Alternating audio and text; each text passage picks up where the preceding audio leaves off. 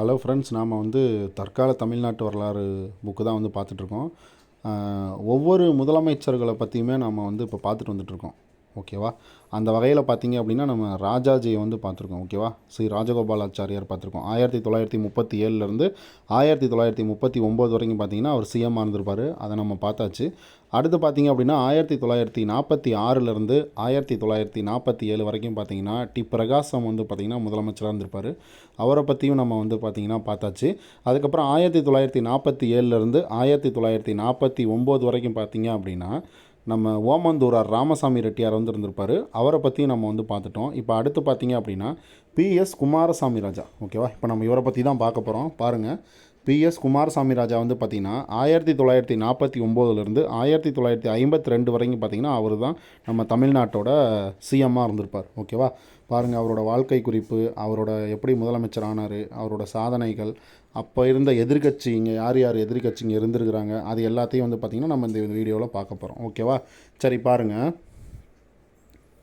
PS Kumaraswamy ராஜா பாருங்கள் 1949லேருந்து 1952 வரைக்கும். நம்ம எப்போவுமே டாபிக் ஸ்டார்ட் பண்ணும்போது யாராவது ஒருத்தர் டைலாக் சொல்லியிருப்பாங்க, அதை பார்த்திங்கன்னா நம்ம படித்து வச்சுக்கணும். அதை பாருங்கள், மதுவிலக்கு போன்ற சில நல்ல திட்டங்களை கொண்டு வரும்போது சில சௌகரியங்களை தியாகம் செய்ய வேண்டி வரும். பாருங்கள், மதுவிலக்கு போன்ற சில நல்ல திட்டங்களை கொண்டு வரும்போது சில சௌகரியங்களை தியாகம் செய்ய வேண்டி வரும் அப்படின்னு சொல்லி நம்ம குமாரசாமி ராஜா சொல்லியிருக்கார்.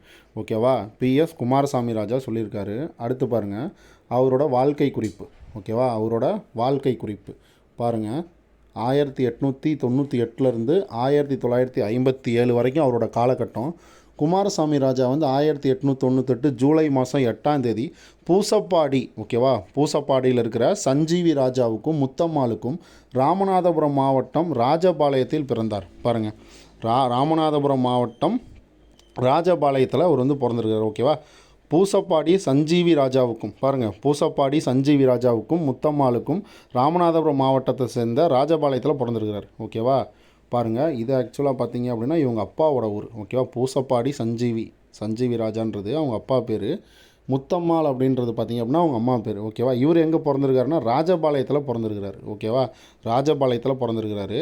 அடுத்து பாருங்கள், இளமையிலேயே பெற்றோரை இழந்து விட்டதால் இவர் தந்தை வழி பாட்டியால் வளர்க்கப்பட்டார். பாருங்கள், இளமையிலேயே, அதாவது சின்ன வயசுலேயே பார்த்திங்க அப்படின்னா அவர் பெற்றோரை இழந்துட்டார். ஓகேவா? அதனால் தந்தை வழி பாட்டியால் வளர்க்கப்பட்டார். குமாரசாமி ராஜபாளையத்துக்கு அருகே இருந்த கோவில் நகர் ஸ்ரீவில்லிபுத்தூருக்கு 8 மைல் நடந்து சென்று உயர்நிலை பள்ளியில் படித்தார். பாருங்கள், ஸ்ரீவில்லிபுத்தூருக்கு பக்கத்தில் இருக்கிற ஸ்கூலில் பார்த்திங்க அப்படின்னா அந்த மாதிரி போய் உயர்நிலை பள்ளி படிச்சிருக்காரு. ஒரு 8 மைல், ஓகேவா, 8 மைல் நடந்து போய் இந்த மாதிரி உயர்நிலை பள்ளி படிச்சிருக்கிறாரு. இவர் பள்ளி மாணவராக இருந்தபோது அன்னிபெசன்ட் அம்மையார் சென்னையில் துவக்கிய சுயாட்சி சங்கத்தின் கிளை ஸ்ரீவில்லிபுத்தூரில் துவக்கப்பட்டது. பாருங்கள், இவர் ஸ்கூல் ஸ்டூடெண்ட்டாக இருக்கும்போது அன்னிபெசன்ட் அம்மையார் பார்த்தீங்க அப்படின்னா சுயாட்சி சங்கத்தோட கிளையை ஸ்ரீவில்லிபுத்தூரில் நிறுவியிருப்பார். அதுதான் இங்கே சொல்கிறாங்க. குமாரசாமி சுயாட்சி சங்க நடவடிக்கையில் ஆர்வம் கொள்ளலானார். பாருங்கள், சுயாட்சி சங்கத்தில் பார்த்தீங்கன்னா இவருக்கு ஆர்வம் வருது. அந்த அரசியல் ஆர்வமே இவரை சுயாட்சி சங்கத்தில் ஈடுபட செய்தது. ஓகேவா? அந்த அரசியல் ஆர்வம் தான் சுயாட்சி சங்கத்தில் ஈடுபட இவருக்கு காரணமாக அமையுது. அதுக்கப்புறம் பாருங்கள், இவர் ஸ்ரீவில்லிபுத்தூரிலும் ராஜபாளையத்திலும் பல சுயாட்சி கூட்டங்களுக்கு ஏற்பாடு செஞ்சு பிரபலமாக இருந்த தலைவர்களை அழைத்து பேச செய்தார். பாருங்கள், இவர் என்னென்ன பண்ணியிருக்காரு, ஸ்ரீவில்லிபுத்தூர்லையும் ராஜபாளையத்திலையும் பல சுயாட்சி சங்க கூட்டங்களுக்கு ஏற்பாடு செஞ்சு அப்போது பிரபலமாக இருந்த தலைவர்களை அழைச்சி இந்த மாதிரி பேச வச்சுருக்காரு. பிபி வாடியா, சத்தியமூர்த்தி, ராஜாஜி போன்ற தலைவர்களின் பேச்சுக்கள் குமாரசாமியை வெகுவாக கவர்ந்தது. பாருங்கள், இதெல்லாம் நீங்கள் பார்த்துக்கோங்க. அடுத்து பாருங்கள், 1919 மார்ச் மாதம் குமாரசாமி ராஜா காந்தியை சந்தித்திலிருந்து அவரது காந்த கவர்ச்சியால் கவரப்பட்டு இந்திய விடுதலை போராட்டத்துக்கு தன்னை அர்ப்பணித்து கொண்டார். பாருங்கள், 1919 மார்ச் மாதம், ஓகேவா, மார்ச் மாதம் காந்தியை பார்க்குறாரு. அதிலேருந்து பார்த்தீங்க அப்படின்னா இந்த மாதிரி அவர் மேலே இருக்கிற அந்த அன்பால் கவரப்பட்டு, ஓகேவா, கவரப்பட்டு இந்திய விடுதலை போராட்டத்துக்கு தன்னையும் பார்த்திங்கன்னா அர்ப்பணிச்சுக்கிறார். யார்? குமாரசாமி ராஜா. ரவுலட் அற போராட்டத்தில் பங்கேற்றார். 1919 ரவுலட் சத்தியாகிரகம் நடக்கும் பார்த்தீங்களா, ரவுலட் அற போராட்டம், அதில் கலந்துக்கிறாரு. சென்னையில் நடைபெற்ற முதல் கிளாஃபத் மாநாட்டுக்கு வரவேற்பு குழு துணைத் தலைவராக இருக்கார். பாருங்கள், சென்னையில் நடைபெற்ற முதல் கிளாஃபத் மாநாட்டுக்கு வரவேற்பு குழுவோட துணைத் தலைவராக இருக்கிறார். சரியா? 1920 பிப்ரவரி மாதம் சென்னையில் வந்து பார்த்திங்கன்னா கிளாஃபத் மாநாடு நடக்கும். அதில் வந்து பார்த்திங்க அப்படின்னா வரவேற்பு குழுவோட துணைத் தலைவராக இருக்கிறாரு. ஒத்துழையாமை இயக்கத்தில் வந்து பார்த்திங்கன்னா பெரும் பங்கேற்றார். ஒத்துழையாமை இயக்கம் எப்போ 1920லேருந்து 1922 வரைக்கும் நடந்திருக்கும். அதில் வந்து பார்த்திங்க அப்படின்னா இந்த மாதிரி பங்கேற்கிறார். ஓகேவா? அடுத்து பாருங்கள், ராஜா சட்டமறுப்பு இயக்கத்தில் கலந்து கொண்டு சிறை தண்டனை பெற்றார். பாருங்கள் 1932. ஓகேவா? இந்த மாதிரி வந்து சட்டமறுப்பு இயக்கத்தில் வந்து கலந்துக்கிட்டு சிறை தண்டனை பெறாரு. அடுத்து பாருங்கள், மத்திய சட்டமன்றத்துக்கு பெரும்பான்மை வாக்கு பெற்று தேர்ந்தெடுக்கப்பட்டார். பாருங்கள், மத்திய சட்டமன்றத்துக்கே வந்து பார்த்திங்க அப்படின்னா அவர் வந்து தேர்ந்தெடுக்கப்பட்டிருக்கிறார். எந்த வருஷம்னு பார்த்துக்கோங்க, 1934. ஓகேவா? மத்திய சட்டமன்றத்துக்கு இவர் எப்போ தேர்ந்தெடுக்கப்பட்டாருன்னு கேட்டால் 1934. பாருங்கள், அந்த வாக்கு பர்சன்டேஜ் பார்த்துக்கோங்க 98.5% வாக்கில். ஓகேவா? சரி, அடுத்து பாருங்கள், பின்னர் சென்னை சட்டமன்றத்துக்கும் தேர்ந்தெடுக்கப்பட்டார். பாருங்கள், அதுக்கப்புறம் வந்து பார்த்திங்கன்னா சென்னை சட்டமன்றத்துக்கும் தேர்ந்தெடுக்கப்படுறாரு 1936. ஓகேவா? இயர் வந்து பார்த்திங்கன்னா அப்படியே லைனாக வரும். நீங்கள் அப்படியே லைனாக பார்த்துக்கோங்க. பாருங்கள், 1919 வந்து பார்த்திங்கன்னா ரவுலட் அற போராட்டத்தில் வந்து பார்த்திங்கன்னா கலந்துப்பார். அதுக்கப்புறம் 1920 பார்த்திங்க அப்படின்னா நம்ம இதுக்கு இதுக்கு அப்படின்னா நம்ம முதல் கிளாஃபத் மாநாட்டுக்கு வரவேற்பு குழுவோட துணைத் தலைவராக இருந்திருப்பார். அடுத்து 1920 to 22 பார்த்திங்க அப்படின்னா ஒத்துழையாமை இயக்கம் நடக்கும். அதுலேயும் பார்த்திங்க அப்படின்னா கலந்துருப்பார். அதுக்கப்புறம் 1932 வந்து பார்த்திங்க அப்படின்னா சிறை தண்டனை பெறுவார். எதுக்கு அப்படின்னா நம்ம சட்டமறுப்பு இயக்கத்தில் கலந்துக்கிட்டதுக்காக. ஓகேவா? 1932 சிறை தண்டனை பெறுவார். அதுக்கப்புறம் 1934 மத்திய சட்டமன்றத்துக்கு வந்து பெரும்பான்மையாக வாக்கு பெற்று அவர் வந்து தேர்ந்தெடுக்கப்படுவார். அதுக்கப்புறம் 1936 பார்த்திங்க அப்படின்னா சென்னை சட்டமன்றத்துக்கு வந்து பார்த்திங்கன்னா தேர்ந்தெடுக்கப்படுவார். அப்புறம் ராஜாஜியோட அமைச்சரவையில் பார்த்திங்கன்னா இடம் பெறுவார். எப்போனா 1937. ஓகேவா? ஏன்னா ராஜாஜி அரசாங்கம் 1937 to 1939 வரைக்கும் தானே இருக்கும். அதெல்லாம் 1937 ராஜாஜியோட அமைச்சரவையில் இடம் பெறுவார். ஓகேவா? சரி, அடுத்து பாருங்கள், 1938 குமாரசாமி ராஜாவோட முயற்சியின் விளைவாக 40வது தமிழ் மாகாண மாநாடு ராஜபாளையத்தில் நடக்குது. ஓகேவா? 40வது தமிழ்நாடு மாகாண மாநாடு. ஓகேவா? இதை வந்து பார்த்து வச்சுக்கோங்க. 40வது தமிழ்நாடு மாகாண மாநாடு ராஜபாளையத்தில் வந்து நடக்குது. எந்த வருஷம் அப்படின்னா 1938. இந்த மாநாட்டின் வரவேற்பு குழு தலைவராக ராஜாவும் இந்த குழு செயலாளராக கே காமராசரும் கிருஷ்ணசாமி. ஓகேவா? கிருஷ்ணசாமி நாயுடுவும் பொருளாளராக சிபி ராமசாமி ராஜாவும் பொறுப்பேற்றனர். பாருங்கள், இதெல்லாம் நீங்கள் பார்த்து வச்சுக்கோங்க. சரியா? இந்த வரவேற்பு குழு மாநாடு இருக்குது பார்த்தீங்களா, இந்த 40வது தமிழ்நாடு மாகாண மாநாடு இருக்குது பார்த்தீங்களா, இது வந்து ராஜபாளையத்தில் நடக்குது. இதில் பார்த்தீங்கன்னா வரவேற்பு குழு தலைவராக ராஜா. ஓகேவா? நம்ம குமாரசாமி ராஜா வந்து வரவேற்பு குழு தலைவராக இருக்கிறாரு. செயலாளர்களாக வந்து பார்த்திங்கன்னா 2 பேர் இருக்கிறாங்க. ஓகேவா? யார் காமராஜர், கிருஷ்ணசாமி நாயுடு. ஓகேவா? பொருளாளராக பார்த்தீங்கன்னா சிபி ராமசாமி. ஓகேவா? அவர் இருக்கிறாங்க.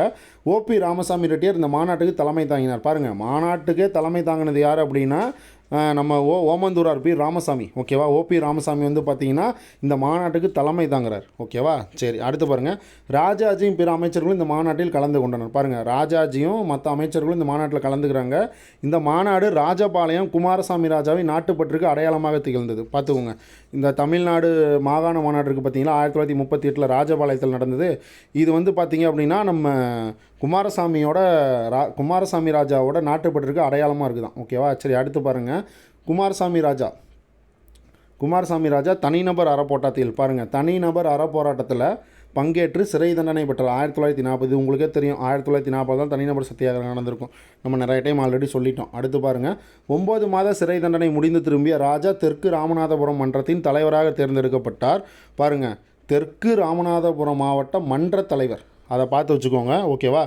அதுக்கப்புறம் பாருங்கள், முன்னமையே இவர் கூட்டுறவு வங்கிகளையும் சங்கங்களையும் தோற்றுவித்து வெற்றிகரமாக நடத்தி வந்தார். பாருங்கள், இதுக்கு முன்னாடியே பார்த்தீங்கன்னா இவர் என்னென்னது கூட்டுறவு வங்கி சங்கங்கள் அது எல்லாத்தையும் பார்த்தீங்கன்னா இவரே வந்து தோற்றுவிச்சு இவரே வந்து வெற்றிகரமாக அதை நடத்திட்டு வந்திருக்கிறாரு. ராஜபாளையத்தில் உள்ள பூபதி ராஜா கூட்டுறவு வங்கி குமாரசாமி ராஜாவின் முயற்சியின் விளைவாகும். பாருங்கள், இது முக்கியம். ஓகேவா? இந்த ஸ்டேட்மெண்ட் முக்கியம், இதை பார்த்து வச்சுக்கோங்க.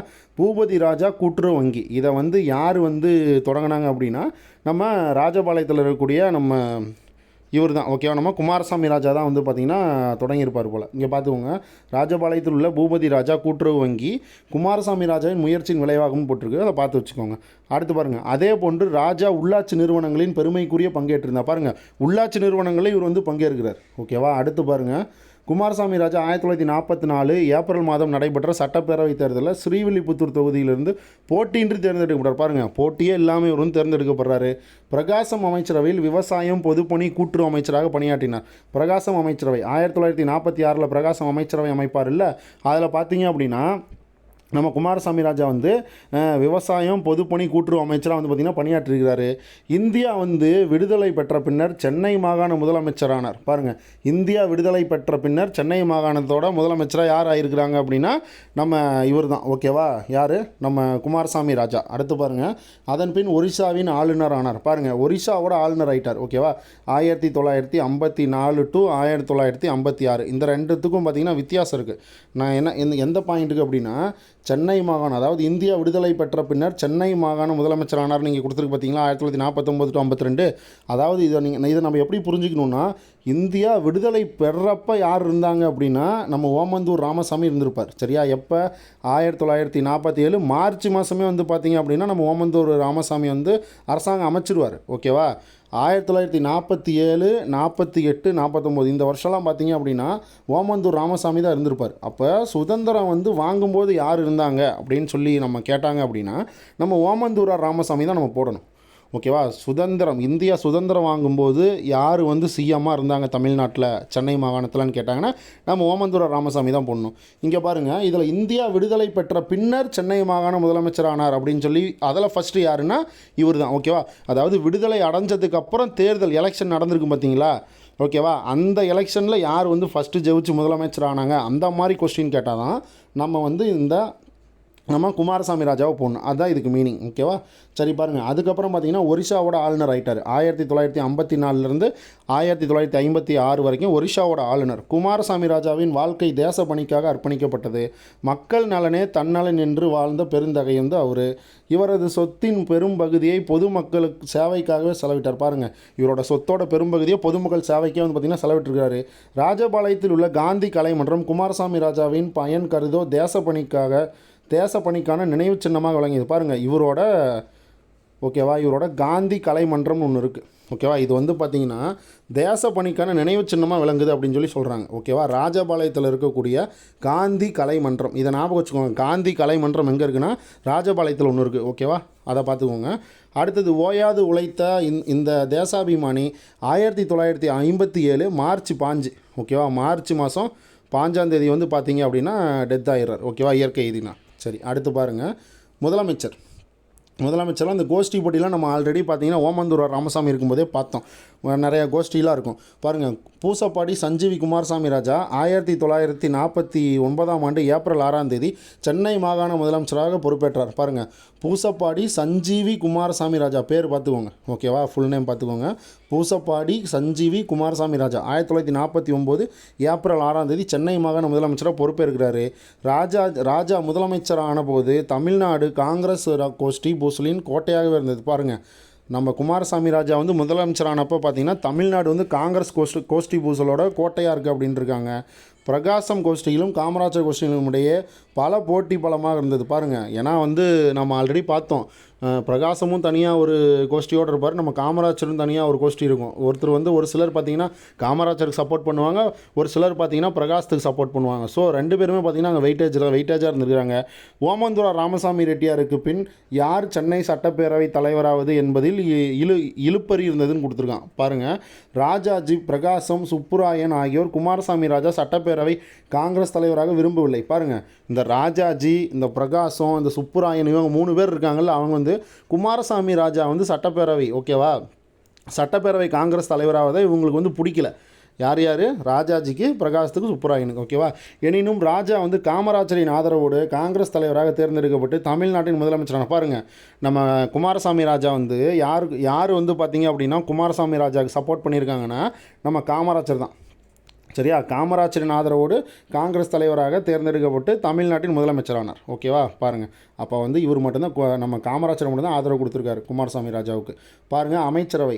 குமாரசாமி ராஜாவின் அமைச்சரவையில் டிஎஸ்எஸ் ராஜன், பக்தவச்சலம், சீதாராம ரெட்டி, அதுக்கப்புறம் சந்திரமௌலி, பெசவாடா, கோபால ரெட்டி, அதுக்கப்புறம் பார்த்திங்கன்னா மாதவ மேனன், காலா வெங்கட்ராவ், அதுக்கப்புறம் ஏபி ஷெட்டி, அதுக்கப்புறம் பி பரமேஸ்வரன், பெருமாள் சாமி ரெட்டியார், அதுக்கப்புறம் ஜேஎல்பி ரோச்சா விக்டோரியா, அதுக்கப்புறம் நீலம் சஞ்சீவ் ரெட்டி, இவங்கெல்லாம் வந்து பார்த்திங்க அப்படின்னா நம்ம குமாரசாமி ராஜாவோட அமைச்சரவையில் இடம்பெற்றவங்க. ஓகேவா? அடுத்து பாருங்கள், சென்னை மாகாணம் 1950 பாருங்கள். சென்னை மாகாணம் 1950 இந்தியா விடுதலை அடைந்த பின் சென்னை மாகாணத்தோட சென்னை மாகாணம் என்று அழைக்கப்படுது. பாருங்கள், சென்னை ராஜதானின்றது சென்னை மாகாணமாக அழைக்கப்பட்டது. பாருங்கள், 1950 ஜனவரி 26 நம்மளுக்கு வந்து குடியரசு கிடச்சிரும். சென்னை மாகாணம் தற்போதைய தமிழ்நாடு, ஆந்திரா, கர்நாடகா, கேரளா பகுதிகளை உள்ளடக்கியதாக இருந்தது. இதெல்லாம் நம்ம முன்னாடியே பார்த்தாச்சு. முதன்முறையாக வயது வந்தோருக்கு வாக்குரிமை என்ற அடிப்படையில் நடத்தப்பட்ட தேர்தலில் ஓகேவா முதல் சுதந்திர இந்திய மாநில அமைச்சரவை அமைக்கப்பட்டது 1952 மார்ச் மாதம் 1 ஓகேவா? அதை பார்த்து வச்சுக்கோங்க. முதல்ல வந்து வயது வந்தோர் வாக்குரிமை அடிப்படையில் தான் வந்து தேர்தல் வந்து நடக்கணும்னு சொல்லி 1952 பொது தேர்தல் நடந்திருக்கும். ஓகேவா? அதுபடி வந்து பார்த்திங்க அப்படின்னா சுதந்திர இந்தியாவோட முதல் மாநில அமைச்சரவை வந்து அமைச்சிருப்பாங்க 1952 மார்ச் 1. சரி, இந்திய குடியரசின் கீழ் 1950 ஜனவரி 26 தமிழ்நாட்டின் முதலமைச்சர் யார் அப்படின்னா PS குமாரசாமி ராஜா தான். பார்த்துக்கோங்க. ஓகேவா? இந்திய குடியரசின் கீழ் இந்த மாதிரி தமிழ்நாட்டின் முதலமைச்சர் யார் அப்படின்னா குமாரசாமி ராஜா. அதாவது என்ன சொல்கிறாங்கன்னா, இந்தியா வந்து குடியரசு ஆனதுக்கப்புறம், எப்போ குடியரசு ஆகும்? 1950 ஜனவரி 26 குடியரசு ஆனதுக்கப்புறம் முதலமைச்சர் வந்து யார் அப்படின்னு கேட்டாங்க அப்படின்னா நம்ம இந்த PS குமாரசாமி ராஜா தான் போடணும். ஓகேவா? சரி, அடுத்து பாருங்கள். இந்த PS குமாரசாமி ராஜான்றதை நம்ம முன்னையே பார்த்தோம். என்ன பார்த்தோம்? அதாவது அவங்களோட பேர் என்னது? பீனா பூசப்பாடி, எஸ்னா சஞ்சீவி. ஓகேவா? பூசப்பாடி சஞ்சீவி குமாரராஜா, அதான் PS குமாரசாமி ராஜா அப்படின்னு சொல்கிறது. ஓகேவா? சரி, அடுத்து பாருங்கள். இங்கே கொடுத்துருக்கான் பாருங்கள். இந்திய குடியரசின் கீழ் 1950 ஜனவரி 26 தமிழ்நாட்டின் முதலமைச்சர் PS குமாரசாமி ராஜா தான். இதற்கு முன் மாநில முதல்வர் வந்து பிரதமர் என்று அழைக்கப்பட்டனர். பாருங்கள், இதுக்கு முன்னாடி மாநில முதல்வரே வந்து பார்த்திங்கன்னா பிரதமர் வந்து அழைக்கப்பட்டனர் அப்படின்னு சொல்கிறாங்க. ஓகேவா? ஆனால் இப்போ வந்து பார்த்திங்கன்னா இந்தியாவுக்கே ஓகேவா இந்தியாவுக்கே வந்து பார்த்திங்க அப்படின்னா யார் வந்து மக்களவையில் போட்டி போட்டு எல்லா அமைச்சர்களும் வந்து பார்த்திங்க அப்படின்னா பெரும்பான்மை ஓகேவா பெரும்பான்மை உள்ளவங்க வந்து பார்த்திங்க அப்படின்னா அந்த கட்சியில் வந்து இருக்கிற ஒருத்தரை வந்து தேர்ந்தெடுத்து தான் வந்து பார்த்திங்கன்னா நம்ம பிஎம்மாக வந்து நியமிப்பாங்க. அப்போ தான் வந்து பார்த்திங்கன்னா அவருக்கு தான் வந்து பிரதமர்னு இப்போ சொல்லுவோம். ஓகேவா? இதுக்கு முன்னாடி பாருங்கள், மாநில முதல்வர் தான் வந்து பார்த்திங்கன்னா பிரதமர்னு சொல்லிட்டு இருந்துக்கிறாங்க. அதை வந்து இங்கே கொடுத்துருக்காங்க பாருங்கள். சரி, அடுத்து பாருங்கள். சாதனைகள். சூழ்நிலை கட்டாயத்தால் முதலமைச்சரான குமாரசாமி ராஜா உட்கட்சி பூசல், உள்மாநில பிரச்சனைகள் ஆகிய சவால்களை எதிர்கொள்ள வேண்டியதாயிற்று. உணவு தட்டுப்பாடும் வேலையின்மையும் தொடர்ந்தன. ராஜாவுக்கு முன் இருந்த பிரகாசமும் ஓமந்தூராரும் இந்த பிரச்சனை சமாளிக்க பல்வேறு நடவடிக்கைகளை மேற்கொண்டனர். ராஜாவும் காலம் தாழ்த்தாது பல அவசரகால திட்டங்களை செயல்படுத்தினார். பாருங்கள், ஓமந்தூராரும் பிரகாசமும் இந்த வேலையின்மை, அதுக்கப்புறம் இந்த உணவு தட்டுப்பாடு, இந்த மாதிரி பிரச்சனையெல்லாம் வந்து பார்த்திங்கன்னா எதிர்கொண்டு புதுசாக வந்து பார்த்திங்கன்னா சட்டம்லாம் பல்வேறு நடவடிக்கை, சட்டம் இயற்றுறது, இந்த மாதிரி கொண்டு வந்திருக்காங்க. இவரு காலத்துலேயும் வந்து பார்த்திங்க அப்படின்னா இந்த மாதிரி பல அவசர கால திட்டங்களை எடுத்துகிட்டு வந்திருக்காரு அப்படின்னு சொல்லியிருக்காங்க. ஓகேவா? நம்ம ஆல்ரெடி வந்து பார்த்திங்கன்னா நம்ம ஓமந்தூரார் ரெட்டி காலத்தில் பார்த்தோம். அவரோட காலத்தில் பார்த்திங்கன்னா பஞ்சத்தோட பிடியில் இருக்கும். இருந்தாலும் அவர் வந்து பார்த்திங்கன்னா கரெக்டாக வந்து செயல்படுத்தியிருப்பார். ஓகேவா? சரி, அடுத்து பாருங்கள். உணவுப் பொருட்கள் விநியோகம். வழக்கத்தில் இருந்த பொது விநியோக திட்டம் சீரமைக்கப்பட்டது. பாருங்கள், எப்போவுமே வழக்கத்தில் இருக்குள்ள பொது விநியோகம் அதையே வந்து பார்த்திங்கன்னா மறுபடியும் சீரமைக்கிறாங்க. ஓகேவா? அரிசியை பயன்படுத்துவோருக்கு அரிசியும், அரிசியை பயன்படுத்தாதவர்களுக்கு மைதா, ரவை, கோதுமை போன்ற பொருட்கள் விநியோகிக்கப்பட்டன. பாருங்கள், இப்போ ரேஷன் கார்டு இருந்தது அப்படின்னா அந்த பொது விநியோக முறை இருக்குல்ல, அதில் பார்த்திங்கன்னா அரிசி வாங்குறவங்க அரிசி வாங்கிக்கலாம். அப்படி அரிசியை உபயோகப்படுத்தாமல் இருக்காங்க பார்த்திங்களா, அவங்களுக்கு வந்து மைதா, ரவை, கோதுமை இந்த மாதிரி பொருட்கள் வந்து வாங்கிக்கலாம். ஓகேவா? மதிய உணவு திட்டம் தடையின்றி தொடரப்பட்டது. பாருங்கள், மதிய உணவு திட்டமும் கொடுத்துருக்காங்க. விருந்துக்கு வருவோரின் எண்ணிக்கை வரம்பு நிர்ணயிக்கப்பட்டு அதற்கேற்ப ரேஷன் பொருட்கள் வழங்கப்பட்டன. பாருங்கள், அதாவது மதிய உணவு திட்டத்துக்கும் பாருங்கள் இந்த மாதிரி வந்து யார் எவ்வளோ பேர் வராங்களோ அதுக்கு தகுந்த மாதிரி ரேஷன் பொருட்கள் வந்து கொடுத்துருக்குறாங்க. அவ்வப்போது உணவுப் பொருட்கள் கையிருப்பு பற்றி மக்களுக்கு அறிவிக்கப்பட்டது. பாருங்கள், அதாவது உணவுப் பொருட்கள் வந்து மீதி எவ்வளோ இருக்குது, நம்மக்கிட்ட வந்து கவர்மெண்ட்டில் எவ்வளோ இருக்குது, ஸ்டாக் எவ்வளோ இருக்குது, இன்றைக்கி எவ்வளோ போட போகிறோம் அப்படின்றது வந்து மக்களுக்கு வந்து முன்னாடி சொல்லிடுவாங்க. ஓகேவா? அதை தான் சொல்கிறாங்க. இப்போது பொருள் விநியோக திட்டம் சீரமைப்பால் பொதுமக்களின் உணவு பிரச்சனை கட்டுக்குள் கொண்டு வரப்பட்டது. பாருங்கள், இதில் வந்து என்ன சொல்கிறாங்க, பொருள் விநியோக திட்டம் சீரமைச்சதுனால இந்த மாதிரி பொதுமக்களோட உணவு பிரச்சனை வந்து கட்டுக்குள்ளே கொண்டு வரப்பட்டதுன்னு சொல்கிறாங்க. விவசாய விளைபொருட்கள் கட்டாய கொள்முதல் செய்யப்பட்டு ரேஷன் கடைகள் மூலம் விநியோகிக்கப்பட்டன. பாருங்கள், ரேஷன் கடை மூலமாக தான் இந்த மாதிரி விநியோகிச்சிருக்கிறாங்க. விளைபொருட்கள் வேறு இடங்களுக்கு கொண்டு செல்ல தடை விதிக்கப்பட்டது. பாருங்கள், இந்த விளைபொருட்கள்லாம் இருக்குது இல்லை, அதெல்லாம் வேற எங்கேயா கொண்டு செல்கிறதுக்கு தடை விதிச்சிருக்கிறாங்க. உணவு உற்பத்தி பெருக்கம். பாருங்கள், உணவு உற்பத்தி பெருக்கம். உணவுப் பொருள் விநியோகம் அவசர கால ஓகேவா அவசர கால குறுகிய கால திட்டம். இதோடு பல தொலைநோக்கு வேளாண்மை திட்டங்களும் அறிமுகப்படுத்தப்பட்டன. 5 ஆண்டு திட்டத்தின் கீழ் இருந்த உணவு உற்பத்தி நடவடிக்கைகளை முடுக்கிவிடப்பட்டன. பாருங்கள், 5 ஆண்டு திட்டத்துக்கு கீழே இருந்த உணவு உற்பத்தி நடவடிக்கை எல்லாமே பார்த்தீங்கன்னா வேணான்னு சொல்லிட்டாங்க, முடுக்கி விட்டுட்டாங்க அப்படின்னு சொல்கிறாங்க. ஓகேவா. அடுத்து பாருங்கள், ஏன்னா பல தொலைநோக்கு வேளாண்மை திட்டங்களை புதுசாக கொண்டு வராங்க. அதனால் வந்து பார்த்திங்கன்னா இந்த 5 ஆண்டுக்கு திட்டத்துக்கு கீழே இருந்ததெல்லாம் இந்த மாதிரி முடுக்கி விடுறாங்க. ஓகேவா. தரிசு நிலங்கள் விளைநிலங்கள் ஆகப்பட்டன. பாருங்கள், தரிசு நிலங்கள்லாம் என்னென்ன இருக்கோ அது வந்து விளைநிலங்களாக மாற்றுறாங்க. இதற்கு தேவையான வசதிகள், பம்பு செட்டு, எண்ணெய் என்ஜினு, இது எல்லாத்தையும் பார்த்திங்க அப்படின்னா செஞ்சு கொடுக்குறாங்க. இப்போ தரிசு நிலம்னா அதில் வந்து ஒன்றுமே வளராது. ஓகேவா, அது எதுவும் வளராது. அதை வந்து விளைச்சல் நிலமாக மாற்றுறாங்க. அப்படி மாற்றணுன்னா நம்மளுக்கு என்னென்ன தேவை? தண்ணி தேவை, அதுக்கப்புறம் பம்பு செட்டு தேவை, மோட்ரு, எண்ணெய் இன்ஜினு இதெல்லாம் தேவை. இதெல்லாம் வந்து பார்த்திங்கன்னா செஞ்சு கொடுக்குறாங்க. தரிசு நிலங்கள் செம்மையாக்கப்பட்டு விவசாயிகளுக்கு வழங்கப்பட்டன. ஏழை விவசாயிகளுக்கு நிலப்பட்டா வழங்கப்பட்டது. பாருங்கள், ஏழை விவசாயிகளுக்கு நிலப்பட்டாவும் கொடுத்துருக்குறாங்க. ஓகேவா. அடுத்து பாருங்கள், விவசாய இடுபொருட்கள் கிடைக்கத்தக்க ஏற்பாடு செய்யப்படுது. பாருங்கள், விவசாயத்துக்கு வந்து பார்த்திங்கன்னா பொருட்கள்லாம் அந்தமாரி கிடைக்க செஞ்சுருக்கிறாங்க. இந்த கலப்பை, ஏற்கலப்பை, இந்த மாதிரி இடுபொருட்கள் எல்லாமே பார்த்திங்கன்னா கிடைக்கிறதுக்கு உதவி பண்ணியிருக்கிறாங்க. பொருள் உற்பத்தி பெருக்க வரிமுறைகள் அறிமுகப்படுத்தப்பட்டன. பாருங்கள், பொருட்களை வந்து பார்த்திங்கன்னா உற்பத்தி பெருக்கம் எப்படி இருக்கணும். ஓகேவா. அதாவது ஒரு தானியம் வந்து இப்போ நம்ம நட்டு வைக்கிறோம் அப்படின்னா அதோட பயிர் உற்பத்தி பெருக்கம் வந்து எப்படி இருக்கணும் அப்படின்றத வழிமுறைகளையும் பார்த்தீங்க அப்படின்னா இவங்க வந்து சொல்லியிருக்கிறாங்க. ஓகேவா. உரம் இலவசமாக வழங்கப்படுது. பாருங்கள், உரம் வந்து ஃப்ரீயாகவே கொடுத்துருக்குறாங்க. இந்த திட்டம் அனைத்து உணவு தன்னிறைவு நோக்கத்துடன் மேற்கொள்ளப்பட்டவை ஆகும். மத்திய அரசின் உதவியோடு பல விவசாய உற்பத்தி பெருக்கம் மற்றும் மீன்வள திட்டங்கள் நடைமுறைப்படுத்தப்பட்டன. பாருங்கள், மத்திய அரசு சென்ட்ரல் கவர்மெண்ட்டோட ஹெல்ப்போட பல விவசாய உற்பத்தி பெருக்கமும் அதுக்கப்புறம் மீன்வள திட்டமும் வந்து பார்த்திங்கன்னா நடைமுறைப்படுத்தியிருக்கிறாங்களாம். இதுக்கு மத்திய அரசு ஹெல்ப் பண்ணியிருக்கு. அடுத்து பாருங்கள், ஜமீன்தாரி முறை ஒழிப்பு. நம்ம ஆல்ரெடி பார்த்தோம். ஜமீன்தாரி முறை ஒழிக்கிறதுக்கு யாரோட தலைமையில் குழு போட்டிருக்காங்க அப்படின்னா 1945 டு 1946 ஒரு குழு போட்டிருப்பாங்க. ஓகேவா. அது யார் அப்படின்னா டி பிரகாசம் தலைமையில் ஒரு குழு போட்டிருப்பாங்க. ஓகேவா. பிரகாசம் தலைமையில் ஒரு குழு போட்டிருப்பாங்க. இது வந்து ஒரு ப்ரீவியஸ் இயர் கொஸ்டின். 45 டு 46ன்னு இந்த மாதிரி கூற்றுல வச்சுருப்பாங்க. சரியா, அதை வந்து கரெக்டுன்னு கொடுத்துருப்பாங்க. ஓகேவா. அதை வந்து நீங்கள் பார்த்துக்கோங்க. 1945 டு 1946ன்னு சொல்லியிருப்பாங்க. கூற்றுல வச்சுருப்பாங்க. ஓகேவா. யாரோட தலைமையில் அப்படின்னா டி பிரகாசம் தலைமையில். ஓகேவா. ஆனால் ஸ்கூல் புக்கில் பார்த்தீங்கன்னா பிரகாசம் மட்டும்தான் கொடுத்துருப்பாங்க. இந்த இயர் வந்து மென்ஷன் பண்ணியிருக்க மாட்டாங்க. ஓகேவா. அதை நீங்கள் பார்த்துக்கோங்க. அடுத்து பாருங்கள், ஜமீன்தாரி முறை. ஓகேவா. ஜமீன்தாரி முறை ஒழிப்பு. ஜமீன்தாரி முறை பிற்போக்கு நிலமானிய முறையின் எச்சமாகும். விவசாயிகளை அடக்குமுறையின் கீழ் கொண்டு வந்த அவச்சின்னம். விவசாய அடக்குமுறை கீழே கொண்டு வந்த ஒரு அவச்சின்னம் தான் ஜமீன்தாரி முறைன்னு சொல்கிறாங்க. ராமநாதபுரம், சிவகங்கை, வெங்கடகிரி, பொப்புளி, விஜயநகரம் போன்ற பெரிய பண்ணைகள் ஜனநாயக நாட்டில் வட்ட ஓட்டைகள் திணிக்கப்பட்ட சதுரக்கட்டையாக பொருத்தாமல் இருந்தன. பாருங்கள், இந்த பிளேஸ்லலாம் வந்து பார்த்திங்க அப்படின்னா இந்த மாதிரி ஜமீன்தாரி முறை வந்து இருக்குது, அதெல்லாம் வந்து ஒழிக்கணும் அப்படின்னு சொல்கிறாங்க. ஓகேவா. பாருங்கள், இவற்றை ஒழிப்பதற்காக ஓமந்தூராரின் ஆட்சி காலத்தில் சென்னை மாகாண ஜமீன் ஒழிப்பு மசோதா சட்டமாக்கப்பட்டது. பாருங்கள், ரொம்ப ரொம்ப முக்கியம். 1948. ஓகேவா. சென்னை மாகாண ஜமீன். ஓகேவா. சென்னை மாகாண ஜமீன் ஒழிப்பு மசோதா எப்போ சட்டமாகறாங்கன்னா 1948. ஓகேவா. ஜமீன்தாரி முறை ஒழிப்பை சட்டமாக கொண்டு வந்தது வந்து பாருங்கள் 1948. சரியா.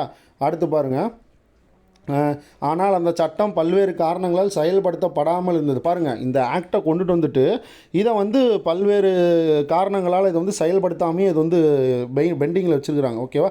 குமாரசாமி ராஜா பண்ணையாளர்களின் பலத்த எதிர்ப்புகளுக்கிடையே இந்த சட்டத்தை நடைமுறைப்படுத்தினார். பாருங்கள், குமாரசாமி ராஜா வந்தவுடனே இதை வந்து பார்த்திங்கன்னா நடைமுறைப்படுத்தி விட்டுறாரு. ஓகேவா. 1949 வந்து பதவி இருக்கிறார், சிஎம் ஆகிறாரு. அதுக்கப்புறம் பார்த்திங்கன்னா இந்த ஒன்றுமில்லாத இந்த சட்டம் வந்து பார்த்திங்கன்னா அப்படியே வச்சுருந்தாங்கல்ல, பயன்படுத்தாத, அதாவது செயல்படுத்தாத வச்சுருந்தாங்கல்ல, அதை வந்து பார்த்திங்கன்னா இவர் வந்து நடைமுறைப்படுத்தி விட்டுறாரு. சென்னை மாகாணத்திலேருந்து 2000க்கும் மேற்பட்ட பெரிய ஜமீன் பண்ணைகளும் அதுக்கப்புறம் நூற்றுக்கணக்கான சிறு பண்ணைகளுக்கும் பார்த்திங்கன்னா அரசுடைமையாக்கப்பட்டு அவற்றுக்கான ஈட்டுத்தொகை வழங்கப்பட்டது. பாருங்கள், 2000க்கும் மேற்பட்ட பெரிய ஜமீன் பண்ணை. ஓகேவா. இது எல்லாத்தையும் அதுக்கப்புறம் பார்த்திங்க அப்படின்னா நூற்றுக்கணக்கான சிறு பண்ணைகளும் வந்து பார்த்திங்கன்னா அரசுடைமையாக்கிட்டார். ஓகேவா. இது வந்து தேசியமயமாக்கிட்டார். அதாவது தமிழ்நாட்டில் வந்து பார்த்திங்கன்னா அரசுடைமையாக்கிட்டார். அவற்றுக்கான ஈட்டுத்தொகை, அதாவது அதுக்கான தொகையும் பார்த்திங்க அப்படின்னா கொடுத்துட்டாங்க. ஓகேவா. அவ்வாறு அரசாங்கம் கையகப்படுத்திய நிலங்கள் சரியாக அளக்கப்பட்டு பட்டா மூலமாக நிலமற்ற விவசாயிகளுக்கு விநியோகம் செய்யப்பட்டன. பாருங்கள், இந்த மாதிரி அரசாங்கம் கையகப்படுத்திய நிலங்கள் இருக்குல்ல, அதை வந்து கரெக்டாக சரிசமமாக பிரித்து பட்டாலாம் கொடுத்து இந்த மாதிரி நிலம் இல்லாத விவசாயிகள்லாம் யார் இருக்காங்களோ அவங்களுக்கு வந்து விநியோகம் செய்வதற்கு ஏற்பாடுகள் வந்து செஞ்சுருக்கிறாங்க. ஓகேவா. அடுத்து பாருங்கள், இவ்வாறு சென்னை மாகாணத்தில் இருந்த 33 ஜமீன்தாரி பண்ணைகள் அரசுடைமையாக்கப்பட்டன. பாருங்கள், இந்த மாதிரி சென்னை மாகாணத்தில் ஒரு 33 ஜமீன்தாரி பண்ணைகள் இருக்குது, அதை வந்து அரசுடைமை அரசுடைமையாக்கியிருக்கிறாங்க.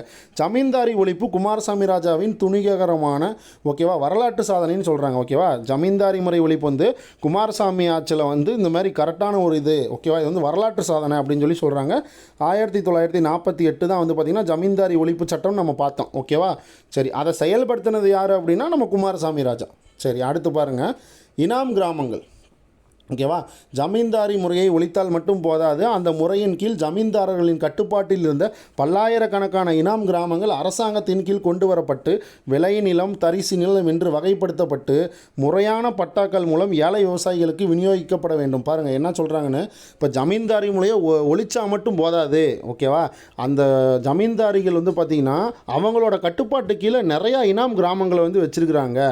அதை வந்து பார்த்திங்கன்னா கவர்மெண்ட்டு கீழே வந்து கொண்டுட்டு வரணும். அந்த இனாம் கிராமங்களை கவர்மெண்ட்டு கீழே கொண்டுட்டு வரணும். அப்படி இல்லைனா ஜமீன்தாரர்கள் வந்து அவங்களோட கண்ட்ரோல் அதை வச்சுப்பாங்க. ஓகேவா, அதை வந்து நம்ம அரசாங்கத்து கீழே கொண்டுட்டு வந்து அதை வந்து விளைநிலம், தரிசு நிலம் சொல்லி ரெண்டாக பிரிக்கணும். விளைநிலம் அப்படின்னா அவங்க வச்சிருக்க நிலத்தில் எது எது வந்து பார்த்திங்க அப்படின்னா விளையும், அதாவது பயிர்கள் வந்து விளையக்கூடிய நிலம். தரிசு நிலம்னா அங்கே எதுவுமே விளையாது. ஓகேவா, அதை அந்தமாரி ரெண்டாக பிரித்து அதுக்கு வந்து பார்த்திங்கன்னா அந்தமாரி முறையாக பட்டாலாம் கொடுக்கணும். பட்டாலாம் கொடுத்து இதை வந்து ஏழை விவசாயிகளுக்கு வந்து நிலத்தை வந்து விநியோகிக்கணும் அப்படின்னு சொல்லி சொல்கிறாங்க. ஓகேவா, இவ்வாறு 20,000க்கும் மேற்பட்ட இனாம் கிராமங்கள் அடையாளம் காணப்பட்டு அளக்கப்பட்டு இழப்பீட்டுத் தொகை வழங்கப்பட்டு நிலமற்ற விவசாயிகளுக்கு வழங்கப்படுவதற்கான ஏற்பாடுகள் முனைப்புடன் செய்யப்பட்டன. பாருங்கள், இந்த மாதிரிலாம் ரிஸ்க் எடுத்து இந்த மாதிரி பண்ணிக்கிறாங்க. 20,000க்கும் மேற்பட்ட இனாம் கிராமங்கள் இதெல்லாம் வந்து பார்த்திங்கன்னா அடையாளம் கண்டுபிடிச்சி அதெல்லாம் அளந்துருக்குறாங்க. எவ்வளோ ஏக்கர் வருது அப்படின்லாம் அளந்து அதுக்கு வந்து இழப்பீட்டு தொகையும் கொடுத்து நிலமற்ற விவசாயிகளுக்கு இந்த மாதிரி கொடுத்துருக்குறாங்க. ஓகேவா, நிலமற்ற விவசாயிகளுக்கு இந்த மாதிரி இந்த நிலங்களை வந்து பார்த்திங்கன்னா கொடுக்கணும்னு சொல்லி வழங்கப்படுவதற்கான ஏற்பாடுகள் முனைப்புடன் செய்யப்பட்டன. இவ்வாறு பல நூற்றாண்டு காலமாக இருந்து வந்த ஜமீன்தாரி முறையை அரசுடைமையாக்கி பட்டா நிலங்களை விவசாயிகளுக்கு இலவசமாக 2 ஆண்டு கால அவகாசத்துக்குள் செவனே செய்து முடித்தார் முதலமைச்சர் குமாரசாமி ராஜா. பாருங்கள், 2 வருஷத்துக்குள்ளேயே அந்த மாதிரி இந்த நிலங்கள்லாம் வந்து பார்த்திங்கன்னா விவசாயிகளுக்கு வந்து பார்த்திங்கன்னா கொடுத்துட்டாரு. யாருக்கு? நிலமற்ற விவசாயிகளுக்கு. ஓகேவா, அதுவும் இல்லாமல் பாருங்கள், அதை வந்து அரசுடைமையாக்கப்பட்டே கொடுத்துட்டார். ஓகேவா, அதுவும் பட்டா நிலங்களை. ஓகேவா, பட்டா போட்டு பாருங்கள், ரொம்ப நல்லது பண்ணியிருக்காருப்பா. அடுத்து பாருங்கள், ஹரிஜன நலத்துறை. ஓகேவா, ஹரிஜன முன்னேற்றத்தில் ஆழ்ந்த அக்கறையும் அனுபவம் மிக்க குமாரசாமி ராஜா சமூக நலத்துறையின் கிளையாக இருந்த ஹரிஜன நலத்துறை ஓகேவா 1949 ஏப்ரல் 14ஆம் தேதியிலிருந்து தனி துறையாக மாற்றினார். பாருங்கள், ஹரிஜன நலத்துறைன்னு ஒரு துறையை அதை தனி துறையாகவே மாற்றுறார். எப்போ? 1949 ஏப்ரல் மாதம் 14ஆம் தேதி. ஓகேவா, அதை வந்து ஒரு தனி துறையாகவே மாற்றிடுறாரு. இந்த துறைக்கென தனி நிர்வாக இயக்குனர் நியமிக்கப்பட்டார். பாருங்கள், இந்த ஹரிஜன நலத்துறை இருக்குது இல்லை, அதுக்குன்னு ஒரு தனி நிர்வாக இயக்குனர் நியமிச்சிடுறாங்க. அவரது நிர்வாகத்தின் கீழ் மாவட்ட ஹரிஜன நலத்துறைகள் உருவாக்கப்பட்டன. பாருங்கள், இவரோட நிர்வாகத்துக்கு கீழே மாவட்ட ஹரிஜன நலத்துறைகளையும் உருவாக்குறாங்க. இவற்றுக்கான அதிகாரிகளையும் அலுவலர்களும் நியமிக்கப்பட்டு நிதி ஒதுக்கீடும் செய்யப்படுது. பாருங்கள், இதுக்கான அதிகாரிகளும் அலுவலர்களும் தனியாக நியமிச்சிடுறாங்க. ஓகேவா, நியமிச்சுட்டு அவங்களுக்கு தனியாக வந்து பார்த்திங்கன்னா நிதியும் ஒதுக்கிடுறாங்க. ஓகேவா, எதுக்கு? இந்த நிர்வாகத்துக்கு கீழே. ஓகேவா, ஃபஸ்ட்டு ஹரிஜன நலத்துறையை உருவாக்குறாங்க. அதை வந்து ஒரு தனி துறையாக வந்து பார்த்திங்கன்னா உருவாக்குறாங்க. அதுக்குன்னு ஒரு தனி நிர்வாக இயக்குனர் போடுறாங்க. அதுக்கப்புறம் பார்த்திங்கன்னா அந்த நிர்வாகத்துக்கு கீழே மாவட்ட ஹரிஜன நலத்துறைகள்னு சொல்லி புதுசாக உருவாக்குறாங்க. அதுக்கு வந்து பார்த்திங்க அப்படின்னா இந்த அதிகாரிகளையும் அலுவலர்களையும் பார்த்திங்கன்னா புதுசாக நியமிக்கிறாங்க. நியமித்து நிதியும் ஒதுக்குறாங்க. ஓகேவா, இந்த மாதிரி அந்தந்த ஏரியாவுக்கு இவ்வளோ நிதி அப்படின்னு சொல்லிட்டு அதெல்லாம் ஒதுக்குறாங்க. சரி, அடுத்து பாருங்கள், ஹரிஜன நலத்துறையின் கீழ் பல்வேறு நலத்திட்டங்கள் கொண்டு வரப்பட்டன. ஹரிஜன காலனிகள் ஏற்படுத்தப்பட்டன. பாருங்கள், ஹரிஜன காலனிகள். ஓகேவா, காலனிகள்னால் எல்லோரும் ஒன்றா இந்த நம்மளாம் சொல்லுவோம்ல லைனாக பார்த்திங்கன்னா ஒரு காலனினா எல்லோரும் ஒரு இடத்துல இருப்பாங்க அப்படின்ற மாதிரி, அந்த மாதிரி ஹரிஜன காலனிகள் ஏற்படுத்தப்பட்டன. ஹரிஜன கூட்டுறவு சங்கங்கள் துவக்கப்பட்டன. வீட்டு மனைகள் வழங்கப்பட்டன. விவசாய கடன்கள் கொடுக்கப்பட்டன. இலவச பத்திரப்பதிவு செய்யப்பட்டது. இலவச மருத்துவ வசதிக்காக நடமாடும் மருத்துவ ஊர்திகளும் மருந்தகமும் ஹரிஜனங்களை நாடி சென்றன.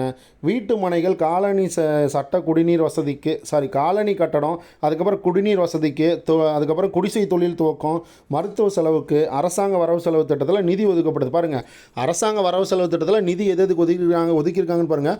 வீட்டு மனைகளுக்கு, காலனி கட்டடத்துக்கு, அதுக்கப்புறம் பார்த்திங்கன்னா குடிநீர் வசதிக்கு, குடிசை தொழிலுக்கு, அதுக்கப்புறம் மருத்துவ செலவுக்கு, இது எல்லாத்துக்கும் பார்த்திங்கன்னா அரசாங்க வரவு செலவு திட்டத்தில் நிதி ஒதுக்கியிருக்கிறாங்க. அடுத்து பார்த்திங்க அப்படின்னா மதம் மாறி ஹரிஜனங்களுக்கும் இலவச பட்டாமனைகள் வழங்கப்பட்டது. பாருங்கள், யாருன்னா மதம் மாறினாங்க அப்படின்னா அந்த ஹரிஜனுக்கும் வந்து பார்த்திங்க அப்படின்னா இந்த மாதிரி இலவச பட்டாமனைகள் வழங்கியிருக்கிறாங்க. ஹரிஜன பள்ளிகளும் விடுதிகளும் துவக்கப்பட்டன. பாருங்கள், ஹரிஜனுக்கு தனியாக பள்ளியும் விடுதிகளும் பார்த்திங்கன்னா துவங்கியிருக்கிறாங்க. அதே மாதிரி ஹரிஜனங்களின் தேவையையும் பிரச்சனைகளையும் கவனிப்பதற்காக புதிய அலுவலகங்கள் திறக்கப்பட்டு அவைகளுக்கு அதிகாரிகளும் அதுக்கப்புறம் அலுவலகர்களும் நியமிக்கப்பட்டனர். பாருங்கள், இந்த பாயிண்ட் முன்னே பார்த்தோம். ஓகேவா? அடுத்து பாருங்கள், இந்தியாவிலேயே தான் தமிழ்நாட்டில் தான் முதலமைச்சர் நேரடி கண்காணிப்பின் கீழ் ஹரிஜன நலத்துறை சிறப்பாக செயல்பட்டது என கூறலாம். பாருங்கள், இந்தியாவிலேயே தமிழ்நாட்டில் தான் வந்து பார்த்திங்க அப்படின்னா நம்ம முதலமைச்சரோட கண்ட்ரோலில் வந்து பார்த்திங்கன்னா ஸ்ட்ரைட்டாக ஹரிஜன நலத்துறை சிறப்பாக செயல்பட்டது அப்படின்னு சொல்லி சொல்கிறாங்க. ஓகேவா? சரி, பாருங்கள், பூரண மதுவிலக்கு. பாருங்கள், பூரண மதுவிலக்கு. மதுவிலக்கு தேசிய கொள்கையாக இருந்தது. பூரண மதுவிலக்கு காந்தியின் குறிக்கோளாக இருந்தது. ராஜாஜியின் முதல் ஆட்சி காலத்தில் மதுவிலக்கு ஒரு சில பகுதிகளில் அமலாக்கப்பட்டதை அன்றி மாகாணம் முழுவதும் நடைபெறப்படுத்தவில்லை. பாருங்கள், ராஜாஜியோட ஆட்சி காலத்தில் வந்து அதாவது ஒரு சில பகுதியில் தான் வந்து இந்த மதுவிலக்கு வந்து அமல்படுத்தியிருக்கிறாங்களே ஒழிய இந்த மாதிரி கம்ப்ளீட்டாக நடைமுறைப்படுத்தலை, மாகாணம் ஃபுல்லாக நடைமுறைப்படுத்தலை அப்படின்றாங்க. ஓகேவா? பாருங்கள், பிரகாசம் ஓமந்தூரார் ஆட்சி காலங்களிலும் பூரண மதுவிலக்கு இல்லை. பாருங்கள், நம்ம பிரகாசத்தோட ஆட்சி காலத்துலையும் ஓமந்தூரார் ராமசாமி ரெட்டியார் காலத்துலையும் பார்த்திங்கன்னா கம்ப்ளீட்டாக வந்து பார்த்திங்கன்னா இந்த மாதிரி இல்லை அப்படின்னு சொல்லி சொல்கிறாங்க. ஓகேவா? அடுத்து பாருங்கள், குமாரசாமி ராஜாவோட ஆட்சி காலத்தில் தான் பூரண மதுவிலக்கை வெறும் கோஷமாக பயன்படுத்தாமல் உள்ள சுத்தியோடு, ஓகேவா, மாகாணம் முழுவதும் செயல்படுத்தினார். பாருங்கள், இவங்க 2 பேர்த்து ஆட்சி காலத்துலையும் செயல்படுத்த முடியாதது நம்ம குமாரசாமி ராஜா வந்து செயல்படுத்தியிருக்கிறார். ஓகேவா? அதாவது பூரண மதுவிலக்கை அமல்படுத்தியிருக்கிறார். ஓகேவா? பாருங்கள், இதெல்லாம் கொஞ்சம் இந்த பாயிண்ட்லாம் கொஞ்சம் வெயிட்டான பாயிண்ட், இதெல்லாம் பார்த்துக்கோங்க. ஓகேவா? ராஜாஜியோட ஆட்சி காலம் பார்த்திங்கன்னா இது 32 கொடுத்துருக்காங்க. ஆக்சுவலாக இது தப்பு. சரியா? ராஜாஜியோட ஆட்சி காலம் கரெக்டாக சொல்லணும் அப்படின்னா 1937 to 1939 தான். இது வந்து பிரிண்டிங் மிஸ்டேக்காக இருக்கும், அதை பார்த்து வச்சுக்கோங்க. ஓகேவா? சரி, அடுத்து பாருங்கள், 1949 ஏப்ரல் 1 அன்று சென்னை மாகாணத்திலிருந்து 25 மாவட்டங்களிலும் பூரண மதுவிலக்கு நடைமுறைக்கு கொண்டு வரப்பட்டது. பாருங்கள், பூரண மதுவிலக்கு எப்போ நடைமுறைப்படுத்துகிறாங்கன்னு பாருங்கள். 1949 ஏப்ரல் 1. ஓகேவா? 1949 ஏப்ரல் 1 சென்னை மாகாணத்திலிருந்து 25 மாவட்டங்களிலும் பூரண மதுவிலக்கை நடைமுறை கொண்டு வராங்க. குமாரசாமி ராஜாவோட மதுவிலக்கு கொள்கை அவரது அசைக்க முடியாத மனத்தெளியின் வெளிப்பாடுன்னு சொல்கிறாங்க. அவர் மது அருந்துவதையும் தனிப்பட்டவரின் வாழ்க்கை, ஓகேவா, தனிப்பட்டவரின் பழக்கமாக கருதாமல் சமுதாய சீர்கேடாக கருதினார். பாருங்கள், அவர் மது அருந்துவது வந்து என்னவா வந்து இந்தமாரி கருதுறாருன்னா தனிப்பட்டவரோட பழக்கமாக கருதாமல் அது ஒரு சமுதாய சீர்கேடாக கருதுறாரு.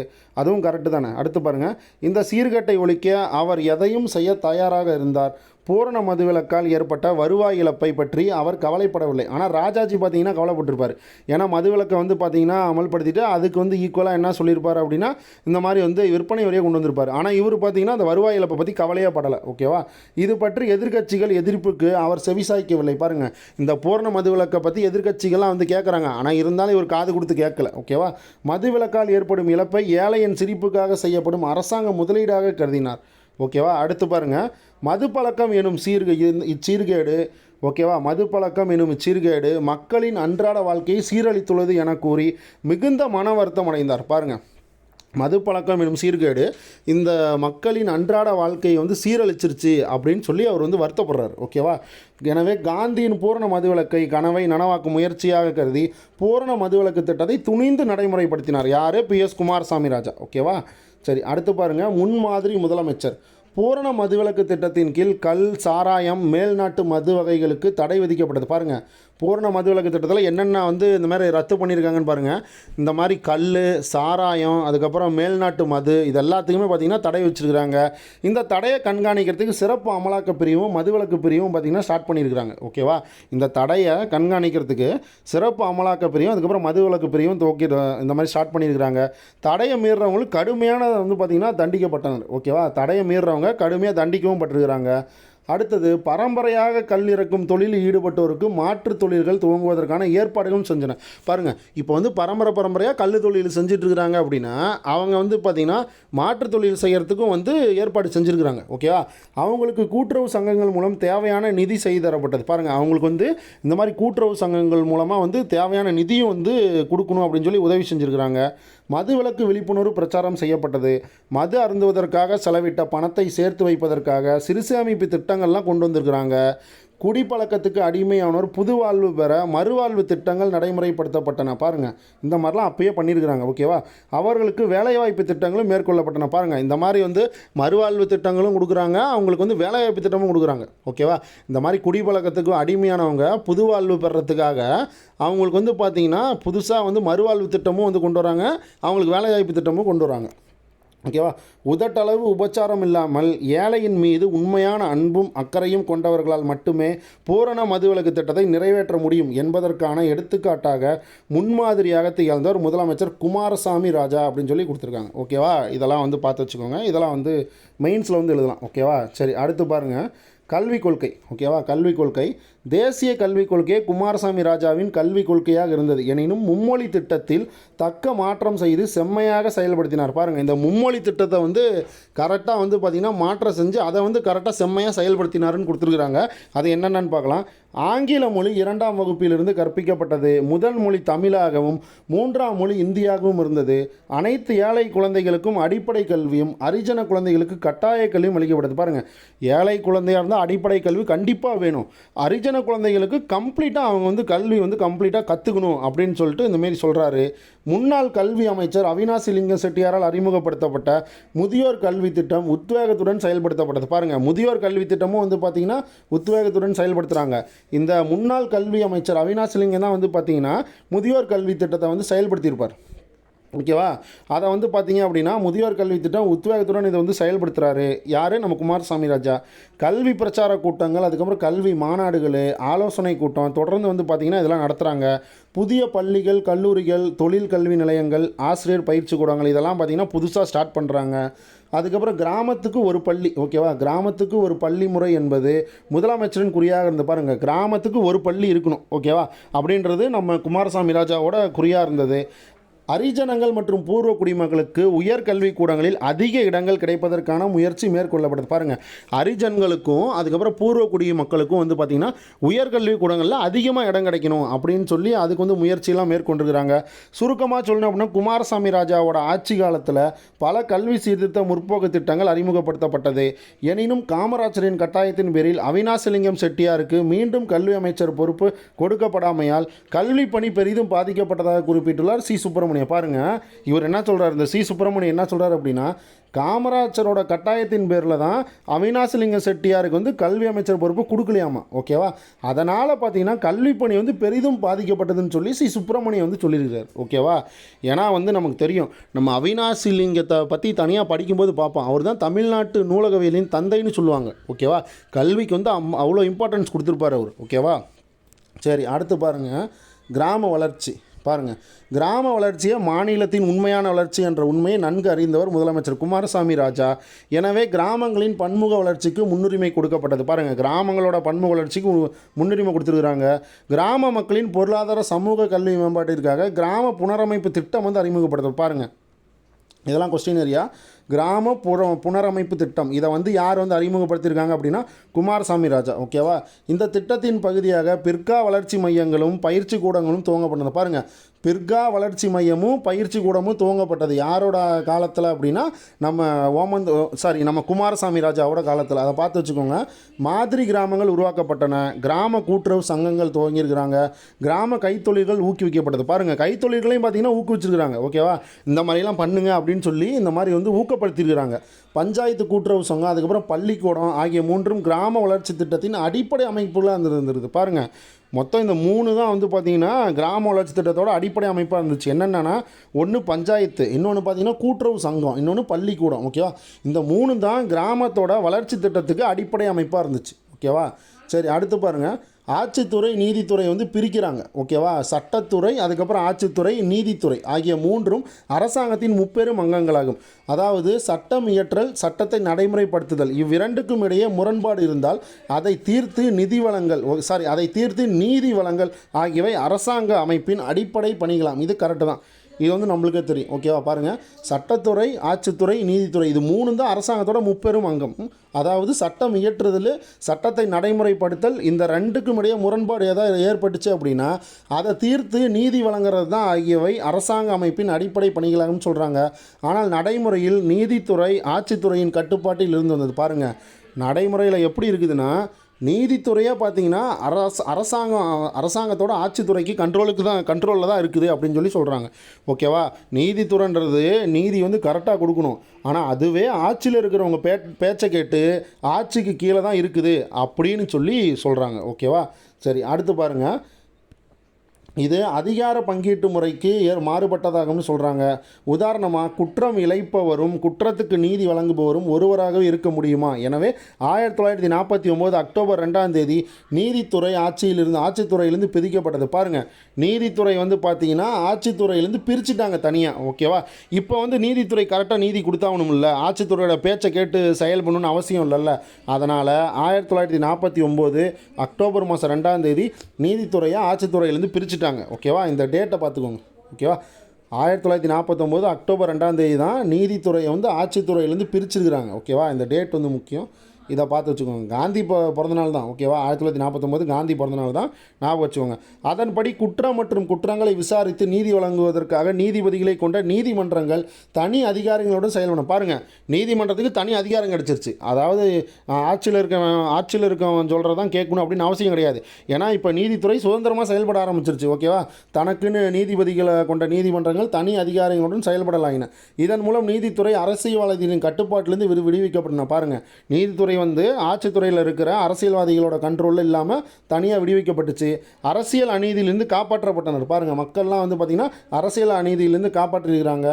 அடுத்து பாருங்கள், ஆட்சித்துறை நீதித்துறை பிரிவு முதலமைச்சர் குமாரசாமி ராஜாவின் நிரந்தர நிர்வாக சாதனையாங்க. பாருங்கள், ஆட்சித்துறையும் நீதித்துறையும் இந்த மாதிரி பிரிச்சிருக்கிறாருல்ல, அதை வந்து பார்த்திங்கன்னா குமாரசாமி ராஜாவோட நிரந்தர நிர்வாக சாதனைன்னு சொல்கிறாங்க. ஓகேவா? இது நல்லா வெயிட்டான பாயிண்ட்டு, பார்த்துக்கோங்க. அடுத்து ஊழல் ஒழிப்பு. பாருங்கள், ஊழல் ஒழிப்பு முறை நடந்திருக்குது. அதிகாரமும் ஊழலும் ஒட்டி பிறந்த இரட்டை குழந்தைகள். ஓகேவா? அறுவை சிகிச்சையால் கூட பிரிக்க முடியாது. பாருங்கள், அதிகாரமும் ஊழலும், அதிகாரம் யார்கிட்ட இருக்கோ அங்கே ஊழலும் கண்டிப்பாக இருக்கும் அப்படின்றாங்க. ஓகேவா? அதனால தான் அது ரெண்டு ஒட்டி பிறந்த குழந்தைகள்னு சொல்கிறாங்க. அறுவை சிகிச்சையால் கூட பிரிக்க முடியாது ரெண்டையும் அப்படின்னு சொல்கிறாங்க. ஓகே, ஒரு எக்ஸாம்பிளுக்காக சொல்கிறாங்க. அதிகாரம் அதிகரிக்கும் அளவுக்கு ஊழலும் பெருகும். பாருங்கள், அதிகாரம் எந்த அளவுக்கு அதிகரிக்குதோ ஊழலும் அந்த அளவு பெருகுன்றாங்க. கரைபடா கரத்தினரான குமாரசாமி ராஜா அரசாங்க அதிகாரிகளும் அலுவலர்களும் அரசியல்வாதிகளும் அவரை போன்றே இருக்க வேண்டும் என்று எதிர்பார்த்தனர். ஊழலை ஒழிக்க முடியாவிட்டாலும் அதை கட்டுப்படுத்துவதற்கான முயற்சிகளை மேற்கொண்டார். பாருங்கள், அவரால் வந்து ஊழலை வந்து அழிக்க முடியலனாலும் அந்த ஊழலை எப்படி கட்டுப்படுத்தணும்னு சொல்லி அந்த முயற்சியை வந்து பார்த்திங்க அப்படின்னா குமாரசாமி ராஜா வந்து மேற்கொள்கிறார். ஓகேவா? ஊழல் தடுப்பு கமிட்டிகள் நியமிக்கப்பட்டன. பாருங்கள், நம்ம குமாரசாமி ராஜா என்ன பண்ணுறாரு, ஊழலை தடுக்கிறதுக்கு ஊழல் தடுப்பு கமிட்டியில் நியமிக்கிறாங்க. ஊழல் குற்றம் சாட்டப்பட்டோரின் பட்டியல் அரசாங்க இதழான சென்னை செய்தியில் வெளியிடப்பட்டது. பாருங்கள், அரசாங்க இதழ், சென்னை செய்தின்றது அரசாங்க இதழ். மெட்ராஸ் மெயில் அப்படின்னு சொல்லுவாங்கள்ல, அதுதான் சென்னை செய்தி நீங்கள் தமிழில் கொடுத்துருக்காங்க. ஓகேவா? பாருங்கள், சென்னை செய்தியில் வெளியிடப்பட்டது. குற்றம் நிரூபிக்கப்பட்ட அரசாங்க அதிகாரிகளும் அலுவலர்களும் பணியிடை நீக்கம் செய்யப்பட்ட. பாருங்கள், லஞ்சம் வாங்கிட்டு குற்றம் பண்ணியிருப்பாங்கல்ல, ஊழல் பண்ணிவிட்டு அவங்க வந்து பார்த்திங்கன்னா பணியிடை நீக்கம் செஞ்சுருக்கிறாங்க அவங்கெல்லாம். ஓகேவா? அதுக்கப்புறம் பார்த்திங்கன்னா பதவி நீக்கமும் செஞ்சுருக்கிறாங்க. ஓகேவா? பணியிடை நீக்கமும் செஞ்சுருக்கிறாங்க, பதவி நீக்கமும் செஞ்சுருக்கிறாங்க. குமாரசாமி ராஜாவின் ஊழல் தடுப்பு நடவடிக்கைகள் அவரது அரசாங்கத்தின் நம்பகத்தன்மையை அதிகரித்தது. பாருங்கள், அவரோட அரசாங்கத்தின் நம்பகத்தன்மையை அதிகரிக்குது. நிர்வாக ஊழல் ஓரளவு கட்டுப்படுத்தப்படுது. பாருங்கள், நிர்வாக ஊழலை வந்து பார்த்திங்க அப்படின்னா ஓரளவு கட்டுப்படுத்தியிருக்கிறார். யார்? நம்ம குமாரசாமி ராஜா. ஏன் அப்படின்னா ஊழல் எதிர்ப்பு கமிட்டிலாம் போட்டிருக்கிறாரு இல்லை, அதனால் வந்து பார்த்திங்கன்னா கொஞ்சம் கண்ட்ரோலாக இருந்திருக்குது. 1940 பாருங்கள், கம்யூனிஸ்ட்டு 1947 டிசம்பர் மாதம் கம்யூனிஸ்ட் இயக்கம் மீது விதிக்கப்பட்ட தடை 1941 வந்து பார்த்திங்கன்னா விலக்கி கொள்ளப்பட்டது. பாருங்கள், கம்யூனிஸ்டோட தடை வந்து பார்த்திங்க, கம்யூனிஸ்ட் இயக்கத்தோட தடை வந்து 1951 விலக்கிக்கிட்டாங்க. ஓகேவா? 1947 டிசம்பர்லேயே வந்து பார்த்திங்கன்னா கம்யூனிஸ்ட் இயக்கத்துக்கு தடை விதிச்சிட்டாங்க. 51 அதை விலக்கிக்கிட்டாங்க. இதற்கிடையே இந்தியாவின் பல மாநிலங்களில் கம்யூனிஸ்டுகள் இரும்பு கரம் கொண்டு ஒடுக்கப்பட்டனர். அவர்கள் மீது அடக்குமுறை கட்டவிழ்த்து விடப்பட்டது. பாருங்கள், அவங்க வந்து பார்த்திங்கன்னா ரொம்ப இதாக இருந்திருக்காங்க. அதனால தான் வந்து பார்த்திங்கன்னா அவங்கள வந்து கம்யூனிஸ்ட் இயக்கத்தையும் தடை பண்ணியிருப்பாங்க. ஓகேவா? அவங்க ரொம்ப டேஞ்சர். ஓகேவா? அதை மட்டும் ஞாபகம் வச்சுக்கோங்க. தமிழ்நாட்டில் கம்யூனிஸ்டுகள் வந்து பார்த்திங்கன்னா விவசாயிகளை ஒன்று திரட்டி ஜமீன்தார்களுக்கு எதிராக போராட தூண்டினர். பாருங்கள், தமிழ்நாட்டில் வந்து கம்யூனிஸ்ட்லாம் இருக்கிறாங்கல்ல, அவங்க என்ன பண்ணியிருக்கிறாங்கன்னா விவசாயிகள் எல்லாத்தையும் ஒன்று சேர்த்துக்கிட்டு ஜமீன்தார்களுக்கு எதிராக நம்ம வந்து போராடலாம்னு சொல்லி அதுமாரி தூண்டி விட்டுருக்குறாங்க. ஓகேவா? தொழிலாளர்களை முதலாளிகளுக்கு எதிராக மோத விட்டினார். பாருங்கள், தொழிலாளிகளை வந்து முதலாளிகளுக்கு எதிராக வந்து மோத விடுறாங்க. மில் தொழிலாளர்கள் வேலை நிறுத்தத்தில் ஈடுபட்டனர். பாருங்கள், அந்த மில்லெல்லாம் வேலை பார்ப்பாங்கல்ல, அந்த தொழிலாளர்கள்லாம் பார்த்திங்கன்னா வேலை நிறுத்தத்தில் ஈடுபடுறாங்க. கம்யூனிஸ்டுகளின் தாக்கத்தால் அரசாங்க அலுவலர்களும் பாதிக்கப்பட்டனர். பாருங்கள், கவர்மெண்ட் எம்ப்ளாயீஸும் பாதிக்கிறாங்க. பிரகாசத்தின் பதவி காலத்தில் தலை தூக்க ஆரம்பித்த கம்யூனிஸ்டுகளின் செல்வாக்கு குமாரசாமி ராஜாவின் ஆட்சி காலத்தில் கவலை தரக்கூடிய அளவுக்கு வளர்ந்து விட்டது. பாருங்கள், கம்யூனிஸ்டோட இது எப்போ ஸ்டார்ட் ஆணுச்சு அப்படின்னா அவங்களோட அராஜகம் பிரகாசத்தோட ஆட்சி காலத்தில் ஸ்டார்ட் ஆணுச்சு அவங்களோட அராஜகம். ஆனால் குமாரசாமி ஆட்சி காலத்தில் கவலை தரக்கூடிய அளவுக்கு ரொம்ப அதிகமாகிடுச்சு அந்த கம்யூனிஸ்டுகளோட அராஜகம் ரொம்ப அதிகமாகிடுச்சு அப்படின்னு சொல்லி சொல்கிறாங்க. ஜீவானந்தம், ராமமூர்த்தி, அதுக்கப்புறம் ஏடி பாண்டியன், எம் கல்யாண சுந்தரம், அதுக்கப்புறம் என்ஜி ரங்கா, இவங்கெல்லாம் வந்து பார்த்திங்கன்னா கம்யூனிஸ்ட் தலைவர்கள். ஓகேவா, அரசின் கொள்கையையும் நடவடிக்கைகளையும் கடுமையாக எதிர்த்தனர். ஓகேவா, இவங்கெல்லாம் வந்து பார்த்திங்கன்னா கம்யூனிஸ்ட் தலைவர்கள், அரசின் கொள்கையையும் நடவடிக்கைகளும் கடுமையாக எதிர்க்கிறாங்க. அதை ஒடுக்கப்பட்ட நடவடிக்கைகளில் ஒன்று தான் 1959 சேலம் சிறைச்சாலையில் 22 சிறை கைதிகள் சுட்டு கொல்லப்பட்டனர். பாருங்கள், இதை வந்து இந்த கம்யூனிஸ்ட்டை வந்து ஒடுக்கிறதுக்காக தான் சேலம், பாருங்கள், சேலம் ஜெயிலில், ஓகேவா, பாருங்கள், 1950 சேலம் ஜெயிலில் ஒரு 22 சிறை கைதிகளை சுட்டே கொண்டுருக்குறாங்க. ஓகேவா, அதை யார் சொல்கிறாங்கன்னு பாருங்கள். ராமமூர்த்தி வந்து இந்தமாரி சொல்லியிருக்கிறார், இந்த கம்யூனிஸ்ட்டை வந்து பார்த்திங்கன்னா அடக்கணும்னா நம்ம ஏதாவது ஒன்று பண்ணி ஆகணும். அதனால் வந்து பார்த்திங்கன்னா இங்கே பாரு, அதை ஒடுக்கப்பட்ட நடவடிக்கைகளில் ஒன்று தான் 1950 சேலம் சிறைச்சாலையில், ஓகேவா, சேலம் சிறைச்சாலையில் 22 கைதிகளை சுட்டுக் கொல்லப்பட்டனர்னு சொல்லி ராமமூர்த்தி வந்து குறிப்பிட்டிருக்கிறார். ஓகேவா, இதன் காரணமாக குமாரசாமி ராஜாவின் கம்யூனிஸ்ட் எதிர்ப்பு நடவடிக்கைகள் ஹிட்லரின் அடக்குமுறையோடு ஒப்பிட்டு பேசப்படுது. பாருங்கள், ஹிட்லர் கூட கம்பேர் பண்ணுறாங்க. நம்ம குமாரசாமி ராஜாவோட அடக்குமுறையை இந்த மாதிரி ஹிட்லர் கூட ஒப்பிட்டு பேசுகிறாங்க. ஓகேவா, ஏன்னா கம்யூனிஸ்ட்டு கம்முனே இருக்க மாட்டாங்க போல். ஓகேவா, ஏதாவது ஒரு அராஜகம் பண்ணிகிட்டே தான் இருப்பாங்க. விவசாயிகளை தோண்டிட்டு அராஜகம் பண்ணுறது, ஏதாவது ஒன்று பண்ணிட்டே இருக்கிறது. அதனால தான் பார்த்தீங்க அப்படின்னா குமாரசாமி ராஜா என்ன பண்ணியிருக்கிறாரு, சேலத்தில் வந்து பார்த்திங்கன்னா சிறையில் வச்சு ஒரு 22 பேர்த்த முடிச்சு விட சொல்லியிருக்கிறார் போல். பாருங்கள், 1950 சிறைச்சாலையில் 22 சிறை கைதிகள், பாருங்கள், 22 பேர்த்த போட்டு தள்ளியிருக்கிறாங்க. சரியா, சரி, அடுத்து பாருங்கள், திமுக குமாரசாமி ராஜா முதலமைச்சரான 5 மாதங்களில் CN அண்ணாதுரையும் அவரது தம்பிகளும் பெரியாரின் திராவிட கழகத்திலிருந்து பிரிஞ்சு வந்து 1949 செப்டம்பர் 17 திராவிட முன்னேற்ற கழகத்தை ஸ்டார்ட் பண்ணுறாங்க. இது உங்களுக்கே தெரியும்.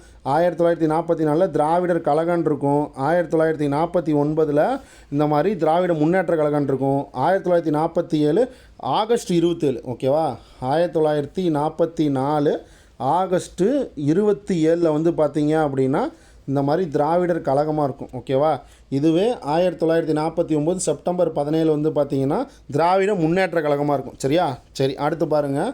அதற்கு முன்னரே அண்ணாதுரையும் அவரது கவர்ச்சி பேச்சாலும் புரட்சி எழுத்துக்களாலும் நாடக நடிப்பாலும் தமிழ்நாட்டு இளைஞர்களை, குறிப்பாக மாணவர்களை தன்வசம் கொண்டு வந்திருந்தார். யாருன்னா அண்ணா. ஓகேவா, இந்த டைமில் வந்து பார்த்தீங்கன்னா நிறையா பண்ணுவார். அதே மாதிரி அண்ணாவோட அந்த ஆரியமாயை என்ற நூலை கூட தடை பண்ணிடுவாங்க. அதை நம்ம பின்னாடி பார்க்கலாம், அது வரும்னு நினைக்கிறேன், அது பின்னாடி பார்க்கலாம். தென்றலாக தோன்றிய கழகம் புயலாக மாறிக்கொண்டிருந்தது. பாருங்கள், தென்றலாக தோன்றிய கழகம் புயலாக மாறிட்டு இருக்குது. இப்போ என்ன நடக்குதுன்னு பாருங்கள். முதலமைச்சர் குமாரசாமி ராஜா வந்து பார்த்திங்கன்னா திமுகவின் புயல் பிரச்சாரத்தாலும் திராவிட கொள்கையாலும் கவலை கொண்டார். திமுக முள்மரமாக கருதிய குமாரசாமி ராஜா வந்து அதை முளையிலேயே கிள்ளி எறிந்து விட வேண்டும் அப்படின்னு சொல்லி முடிவு பண்ணுறாரு. கழகம் சம்மந்தப்பட்ட நூல்களை தடை செய்கிறார். பாருங்கள், அந்த திமுக அதாவது திராவிட முன்னேற்ற கழகம் சார்ந்த புத்தகங்கள் எதாவது இருந்துச்சுன்னா அதை வந்து தடை பண்ணுறாரு. ஓகேவா, அண்ணாதுரையின் ரட்சிய வளராறு, புலவர் குழந்தையின் ராவண காவியம், பாரதிதாசனின் இரணியன் அல்லது இணையற்ற வீரன், ஏவிபி ஆசை தம்பியின் காந்தியார் சாந்தி அடைய போன்ற நூல்களை, பாருங்கள், காந்தியார் சாந்தி அடைய, ஓகேவா, போன்ற நூல்களை தடை செய்யப்பட்டன. பாருங்கள், இந்த நூல்லாம் வந்து தடை செஞ்சுருக்கிறாங்க. இந்த நூல்லாம் வந்து பார்த்திங்கன்னா மேட்ச்சில் வைப்பாங்க. ஓகேவா, அதனால் நீங்கள் வந்து நல்லா பாருங்கள். இதை இன்னொரு தடவை சொல்கிறேன் பாருங்கள். அண்ணாதுரையோட நூல் பாருங்கள், லட்சிய வரலாறு. புலவர் குழந்தையோட நூல் வந்து பார்த்திங்க அப்படின்னா ராவண காவியம், இதெல்லாம் உங்களுக்கு தெரியும், ராவண காவியம். பாரதிதாசனோட இரணியன் அல்லது இணையற்ற வீரன். ஓகேவா, பாரதிதாசனோட நூல் என்னது, இரணியன் அல்லது இணையற்ற வீரன். ஏவிபி ஆசை தம்பியோட காந்தியார் சாந்தி அடைய, ஓகேவா, காந்தியார் சாந்தி அடைய இந்த நூல். ஓகேவா, இந்த நூலாக வந்து பார்த்திங்கன்னா தடை செஞ்சுருக்கிறாங்க.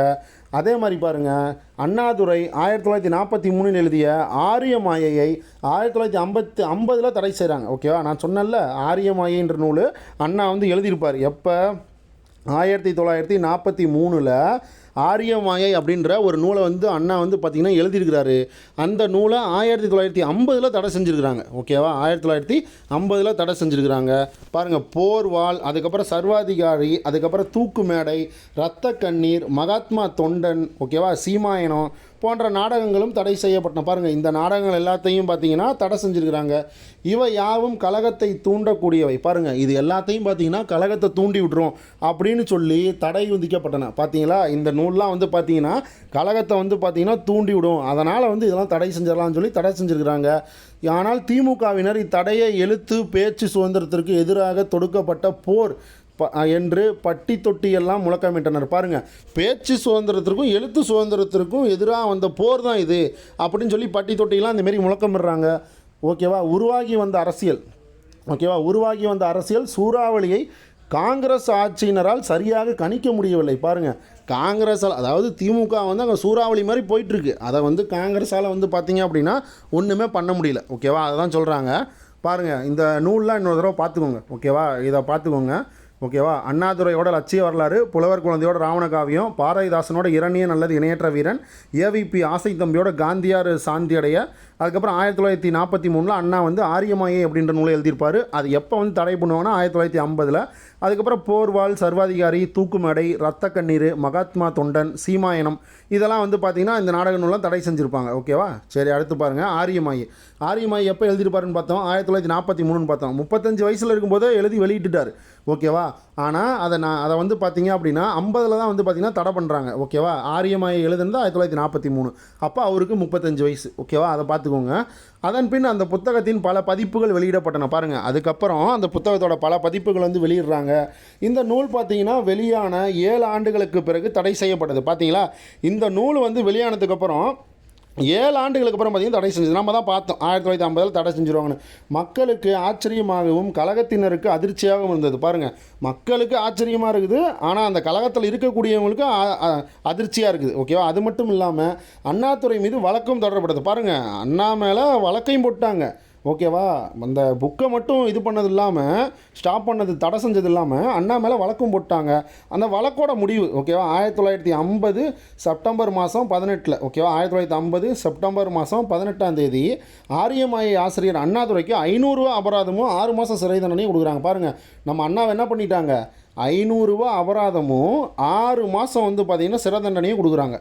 1950 செப்டம்பர் மாதம் 18ஆம் தேதி. ஓகேவா. 1950 செப்டம்பர் மாதம் 18ஆம் தேதி இந்த மாதிரி சிறை தண்டனை கொடுக்குறாங்க. சரியா. 6 மாதம் சிறை, 500 ரூபாய் அபராதம். அடுத்து பாருங்கள், அரசாங்கத்தின் தடையையும் நீதிமன்ற தண்டனையும் திமுகவின் பிரச்சார பீரங்கி வெடிமருந்தாயிற்று. 1951 மார்ச் 1 தேதி இந்த புத்தக தடைக்கு எதிராக 159 இடங்களில் ஆரியமாயை பொது மேடைகளில் படித்து காண்பிக்கப்பட்டது. பாருங்கள், இந்த தடைக்கு எதிராக என்ன பண்ணுறாங்க அப்படின்னா 1951 மார்ச் மாதம் ஃபஸ்ட்டு. ஓகேவா. 1951ஆம் தேதி 1951 வருஷம் மார்ச் மாதம் 1ஆம் தேதி அப்போ என்ன பண்ணுறாங்கன்னா 159 இடத்துல இந்த ஆரியமாயை ஓகேவா இந்த புக்கு இருக்குது இல்லை, அதை வந்து பொது மேடைகளை படித்து காட்டுறாங்க. ஓகேவா. எதுக்கு அப்படின்னா இவங்களை எதிர்க்கிறதுக்காக. ஓகேவா. ஏன் இந்த மாதிரி தடை பண்ணாங்க அப்படின்றதுக்காக இந்த மாதிரி வந்து இந்த தடைக்கு எதிராக ஓகேவா இந்த தடைக்கு எதிராக 159 இடத்துல ஆரியமாயை புக்கை ஒரு பொது மேடைகளில் ஒரு 159 இடத்துல படித்து காட்டுறாங்க. குமாரசாமி ராஜாவோட அவசர அலங்கோல் நடவடிக்கைகளால் சாதாரணமாக இருந்த ஆரியமாயை புத்தகம் கழக வளர்ச்சிக்கு உரமாயிட்டு. பாருங்க, சாதாரணமாக இருந்த ஆரியமாய புத்தகம் வந்து கழக வளர்ச்சிக்கு ஒரு உரமாகவே ஆயிடுச்சுப்பா அப்படின்றாங்க. கழக கருத்துக்கள் வெட்டுக்கிளிகள் போன்று தமிழ்நாடு எங்கும் பறந்து பரவின என்று கண்ணதாசன் தனது வனவாசத்தில் குறிப்பிட்டுள்ளார். பாருங்கள், கண்ணதாசனே வனவாசம் அப்படின்ற ஒரு நூல் எழுதியிருக்கிறார். அந்த நூலில் பார்த்தீங்கன்னா குறிப்பிட்டிருக்கிறார். ஓகேவா. இந்த மாதிரி கருத்துக்கள் ஓகேவா கழக கருத்துக்கள்லாம் வெட்டுக்கிளிகள் போன்று தமிழ்நாடு ஃபுல்லாக பரவுனுச்சு அப்படின்னு சொல்லி கண்ணதாசன் வந்து எந்த நூலில் சொல்லியிருக்காரு, வனவாசத்தில் சொல்லியிருக்காரு. ஓகேவா. அப்போ வனவாசன்ற நூலை எழுதினது யார், கண்ணதாசன். இதையும் நீங்கள் பார்த்துக்கணும். ஓகேவா. சரி, அடுத்து பாருங்கள். அன்றைய அரசியல் வானில் உருவாகி வந்த கலக புயலை பற்றி ஓகேவா காங்கிரஸ் அரசாங்கத்தால் சரியாக கணிக்க முடியவில்லை. பாருங்கள், அப்போ வந்து பார்த்தீங்கன்னா இந்த மாதிரி அரசியல் வானிலை உருவாகி வந்த கலக புயல் இந்த எதை சொல்கிறாங்க அப்படின்னா நம்ம திமுகவை சொல்கிறாங்க. ஓகேவா. திராவிட முன்னேற்ற கழகத்தை சொல்கிறாங்க. அதை வந்து காங்கிரஸ் அரசாங்கத்தால் சரியாக கணிக்க முடியலன்றாங்க. திமுகவை வந்து காங்கிரஸ் அரசாங்கத்தால் சரியாக கணிக்க முடியல அப்படின்றாங்க. அதற்கான விலையை அந்த கட்சி பின்னர் கொடுக்க வேண்டியதாயிற்று. பாருங்கள், அடுத்து பாருங்கள். மொழி பிரச்சனை வருது. ஓகேவா. குமாரசாமி ராஜா ஆட்சி காலத்திலும் இந்தி மொழி பிரச்சனை நீடிக்குது. அவரது அமைச்சரவையில் கல்வி அமைச்சராக இருந்த மாதவ மேனன் வரலாற்றிலிருந்து எந்த பாடத்தையும் கற்கவும் இல்லை, மறக்கவும் இல்லை. எனவே அவர் ஆர்வத்தின் காரணமாக இந்தி மொழியை ஓகேவா இந்தியை உயர்நிலை பள்ளிகளில் கட்டாயமாக்க உத்தரவிட்டார். பாருங்கள், என்ன பண்ணுறாரு, இந்தியை வந்து உயர்நிலை பள்ளியில் இந்த மாதிரி வந்து கட்டாயமாக வந்து இந்தி வந்து கற்கணும் அப்படின்னு சொல்லி அதுவும் உயர்நிலை பள்ளிகளில் ஓகே அதை வந்து கட்டாயப்படுத்துகிறார். இந்தி பாடத்தை கட்டாயப்படுத்துகிறாரு. கிடப்பில் கிடந்த இந்தி எதிர்ப்பு போராட்டம் மீண்டும் துவங்கப்பட்டது. பாருங்கள், இப்போ தான் வந்து பார்த்திங்கன்னா இந்திய எதிர்ப்பு போராட்டம் நடந்து முடிஞ்சிருக்கும். மறுபடியும் இவர் பண்ணுற வேலை மறுபடியும் இந்திய எதிர்ப்பு போராட்டத்தை ஸ்டார்ட் பண்ணுறாங்க. நிலைமை மோசமாகிறதுக்கு முன்னாடி 1950 ஜூலை 10ஆம் தேதி பிரச்சனைக்குரிய அரசாங்க ஆணை விலக்கி கொள்ளப்படுது. பாருங்கள், விட்டா நிலைமை மோசமாகி அவங்களுக்கே தெரியும். ஏன்னா ஆல்ரெடி 38 வந்து பார்த்திங்கன்னா இந்திய திருப்பரசர் நடந்திருக்கும். அதுக்கப்புறம் மறுபடியும் ஒரு டைம் நடந்திருக்கும். மறுபடியும் நடந்துச்சு அப்படின்னா 3ஆவது டைம் அது பிரச்சனையாகுன்றனால இந்த மாதிரி வந்து 1950 ஜூலை 10ஆம் தேதியே வந்து பார்த்திங்கன்னா அந்த அரசாணை, அதாவது இந்தி மொழி வந்து பார்த்திங்கன்னா உயர்கல்வியில் வந்து கற்றுக்கணும், கட்டாயப்படமாகணும்னு சொல்கிற அரசாணையை வந்து ரிமூவ் பண்ணிடுவாங்க. ஓகேவா, விலக்கிடுவாங்க. சரி, அடுத்து பாருங்கள், இந்திய அரசியல் சட்டப்பிரிவில் காணப்பட்ட அங்கீகரிக்கப்பட்ட 18 மொழிகள், ஓகேவா, 18 மொழிகள் தேசிய மொழிகளாகவே கருதப்படவில்லை அப்படின்றாங்க. ஓகேவா, அங்கீகரிக்கப்பட்ட 18 மொழிகள் எதுவுமே பார்த்திங்கன்னா தேசிய மொழிகளாக கருதப்படவில்லைன்றாங்க. இவை ஆட்சி அல்லது அலுவல் மொழி அல்லது தொடர்பு மொழி, ஓகேவா, என்றே குறிப்பிடப்பட்டுள்ளதுன்னு சொல்லியிருக்கிறாங்க. ஓகேவா, அந்த 18 லாங்குவேஜ் என்ன சொல்லியிருக்கிறாங்க, இது வந்து ஒன்லி ஆட்சி அல்லது அலுவல் மொழி அல்லது தொடர்பு மொழி தான், அப்படி தான் சொல்லியிருக்கிறாங்களே ஒழிய அது வந்து பார்த்திங்கன்னா இந்த வேறு எதுவும் சொல்லலை. ஓகேவா, அடுத்து பாருங்கள், திமுக தமிழ் மொழி தான் மத்திய அரசின் ஆட்சி மொழியாக ஆக்கப்பட வேண்டும் என்று குரல் எழுப்பியது. பாருங்கள், திமுக வந்து என்ன சொல்லுது, தமிழ் மொழி தான் மத்திய அரசோட ஆட்சி மொழியாகவே ஆக்கணும் அப்படின்னு சொல்லி சொல்லுது. 1950 மே 26ஆம் தேதி கோவில்பட்டியில் நடைபெற்ற திமுக மாவட்ட மாநாட்டில் மத்திய அரசின் மொழிக் கொள்கையை கண்டித்து தீர்மானம் நிறைவேற்றப்பட்டது. பாருங்கள், இந்த மாநாடு முக்கியம். ஓகேவா, 1950 மே 26ஆம் தேதி வந்து பார்த்திங்க அப்படின்னா கோவில்பட்டியில் நடைபெற்ற திமுக மாவட்ட மாநாடு. ஓகேவா, கோவில்பட்டியில் நடைபெற்ற திமுக மாவட்ட மாநாட்டில் மத்திய அரசோட மொழிக் கொள்கையை கண்டித்து தீர்மானம் நிறைவேற்றிருக்கிறாங்க. ஓகேவா, மத்திய அரசோட மொழிக் கொள்கையை வந்து கண்டித்து தீர்மானம் நடைபெற்றது எங்கே, தீர்மானம் நிறைவேற்றப்பட்டது எங்கன்னா 1950 மே 26 கோவில்பட்டி. இதை மட்டும் பார்த்துக்கோங்க. சரி, அடுத்து பாருங்கள், மதிப்பீடு. இப்போ குமாரசாமி ராஜாவை பற்றி என்ன சொல்லியிருக்காங்கன்னு பார்க்கலாம். குமாரசாமி ராஜா எளிமைக்கும் நேர்மைக்கும் அரசியல் தூய்மைக்கும் எடுத்துக்காட்டாக விளங்கினார். இளம் வயதிலேயே இந்திய விடுதலைக்கு போராட்டத்தில் ஈடுபாடு கொண்டு தன் வாழ்க்கையை பொது வாழ்க்கைக்கே அர்ப்பணித்து கொண்டார். பாருங்கள், அவரோட வாழ்க்கையை பொது வாழ்க்கைக்கே அர்ப்பணிச்சிருக்கிறாரு. ஓகேவா, அதுக்கப்புறம் பாருங்கள், நாட்டு விடுதலை, அதுக்கப்புறம் கூட்டுறவு, உள்ளாட்சி, இந்த மாதிரி மூன்றுக்கும் இது வந்து பார்த்திங்கன்னா இவரது வாழ்க்கை குறிக்கோளாக இருந்திருக்குது. நாட்டு விடுதலை, கூட்டுறவு, உள்ளாட்சி, இந்த 3 தான் இவரோட வாழ்க்கை குறிக்கோளாக இருந்திருக்குது. முதல்வர் பதவியை தேடி இவர் செல்லவில்லை. ஓகேவா, முதல்வர் பதவியை இவர் தேடி போல, அந்த பதவி தான் இவரை தேடி மருத்துவமனைக்கே வந்ததுன்னு சொல்கிறார். ஓகேவா, அந்த பதவி தான் இவரை தேடி மருத்துவமனைக்கே வந்ததுன்றாங்க. கோஷ்டிகளின் கோட்டையாக இருந்த காங்கிரஸில் செல்வாக்கு பெற்றிருந்த காமராஜரின் ஆதரவோடு முதலமைச்சர் பொறுப்பை ஏற்றுக்கொண்ட குமாரசாமி ராஜா காமராஜரின் கைப்பாவையாக கருதப்பட்டார். இதை பார்த்துக்கோங்க. ஓகேவா, இதை பார்த்துக்கோங்க. காமராஜரின் கைப்பாவையாக கருதப்பட்டவர் யாருன்னா குமாரசாமி ராஜா. ஓகேவா, அடுத்து பாருங்கள், ஆனால் ராஜா நாடாரின் கைப்பாவையாக இருக்க மறுத்ததால், ஓகேவா, ராஜா வந்து நாடாரின் கைப்பாவையாக இருக்க மறுத்ததால் தான் தமிழ்நாடு காங்கிரஸ் தலைவராக இருந்த காமராஜரின் ஆதரவை இழக்க நேர்ந்தது அப்படின்னு சொல்லி சொல்கிறாங்க. அதன் விளைவாக கட்சிக்கும் ஆட்சிக்கும் இடையான இடைவெளி இன்னும் அதிகமாகிடுச்சுன்றாங்க. ஓகேவா, இந்த மாதிரி நாடாரோட கைப்பாவை அவர் வந்து இல்லாததுனால தான் வந்து இந்த மாதிரி தமிழ்நாடு காங்கிரஸ் தலைவராக இருந்த காமராஜரோட ஆதரவை வந்து இழக்க நேர்ந்ததுன்னு இருக்காங்க. அதன் விளைவாக பார்த்திங்கன்னா கட்சிக்கும் ஆட்சிக்கும் இடையே இடைவெளி அதிகரிச்சதுன்றாங்க. 1952 சட்டப்பேரவை தேர்தலில் வந்து பார்த்திங்கன்னா சொந்த தொகுதி அவரோட வில்லிபுத்தூர், ஸ்ரீவில்லிபுத்தூர் தொகுதி தான் அவரோட சொந்த தொகுதி. ஓகேவா, 1952 தேர்தல் வந்து பார்த்திங்கன்னா நடக்குது, பொது தேர்தல். அவரோட சொந்த தொகுதியான ஸ்ரீவில்லிபுத்தூர் தொகுதியிலேயே தோற்று போயிட்டார். ஓகேவா, அவரோட சொந்த தொகுதியான ஸ்ரீவில்லிபுத்தூர் தொகுதியிலே அவர் குமாரசாமி ராஜா வந்து தோற்று போயிட்டார். அடுத்து பாருங்கள், குமாரசாமி ராஜாவின் உணவு கொள்கையும் வரி கொள்கையும் கல்வி கொள்கையும் கட்டாய கொள்முதலும் இந்த தோல்விக்கான காரணங்கள்னு சொல்லி ஒருத்தர் கணிச்சிருக்கிறார். யார், சி சுப்பிரமணியம் அப்படின்றது சொல்லியிருக்காரு. ஓகேவா, இவர் ஆல்ரெடி முன்னொரு டைலாக் சொல்லியிருப்பார், இந்த டைலாக்கையும் பார்த்துக்கோங்க. ஓகேவா, குமாரசாமி ராஜாவோட உணவு கொள்கையும் வரி கொள்கையும் கல்வி கொள்கையும் கட்டாய கொள்முதலும் தான் இந்த தேர்தலுக்கு வந்து பார்த்தீங்க அப்படின்னா தோல்விக்கான காரணம் அப்படின்னு சொல்லியிருக்காரு சி சுப்பிரமணியம். ஓகேவா, அடுத்து பாருங்கள், தேர்தலில் தோல்வி கண்ட போதிலும் தன்னலம் கருதாது பொதுப்பணியில் வெற்றி கண்டவர் ராஜா அப்படின்னு சொல்கிறாங்க. குமாரசாமி ராஜாவின் அறப்பணிக்கு அரணாக இன்றும் தலைநிமிர்ந்து நிற்பது ராஜபாளையத்தில் உள்ள காந்தி கலைமன்றம். பாருங்கள், இன்னமும் வந்து பார்த்தீங்க, நம்ம முன்னாடியே பார்த்தோம், காந்தி கலைமன்றன்றது ஒன்று ராஜபாளையத்தில் இருக்குது. இதுக்கு வந்து அடித்தளமிட்டது யார் அப்படின்னா நம்ம குமாரசாமி ராஜா. ஓகேவா, குமாரசாமி ராஜா இவரை பற்றி பார்த்தீங்க அப்படின்னா இவ்வளோ தான் இருக்குது. ஓகேவா, இவர் வந்து பார்த்தீங்க அப்படின்னா நம்ம இந்த புக்கில் வந்து பார்த்தீங்கன்னா வெங்கடேசன் சார் புக்கில் வந்து இவ்வளோ தான் இருக்குது. இதை வந்து முக்கியமான பாயிண்ட் மட்டும் பார்த்துக்கோங்க. ஓகேவா, ஓகே ஃப்ரெண்ட்ஸ், இந்த வீடியோ பிடிச்சிருந்தது அப்படின்னா லைக் அண்ட் சப்ஸ்கிரைப் பண்ணுங்கள், உங்கள் ஃப்ரெண்ட்ஸுக்கும் ஷேர் பண்ணுங்கள். தேங்க்யூ.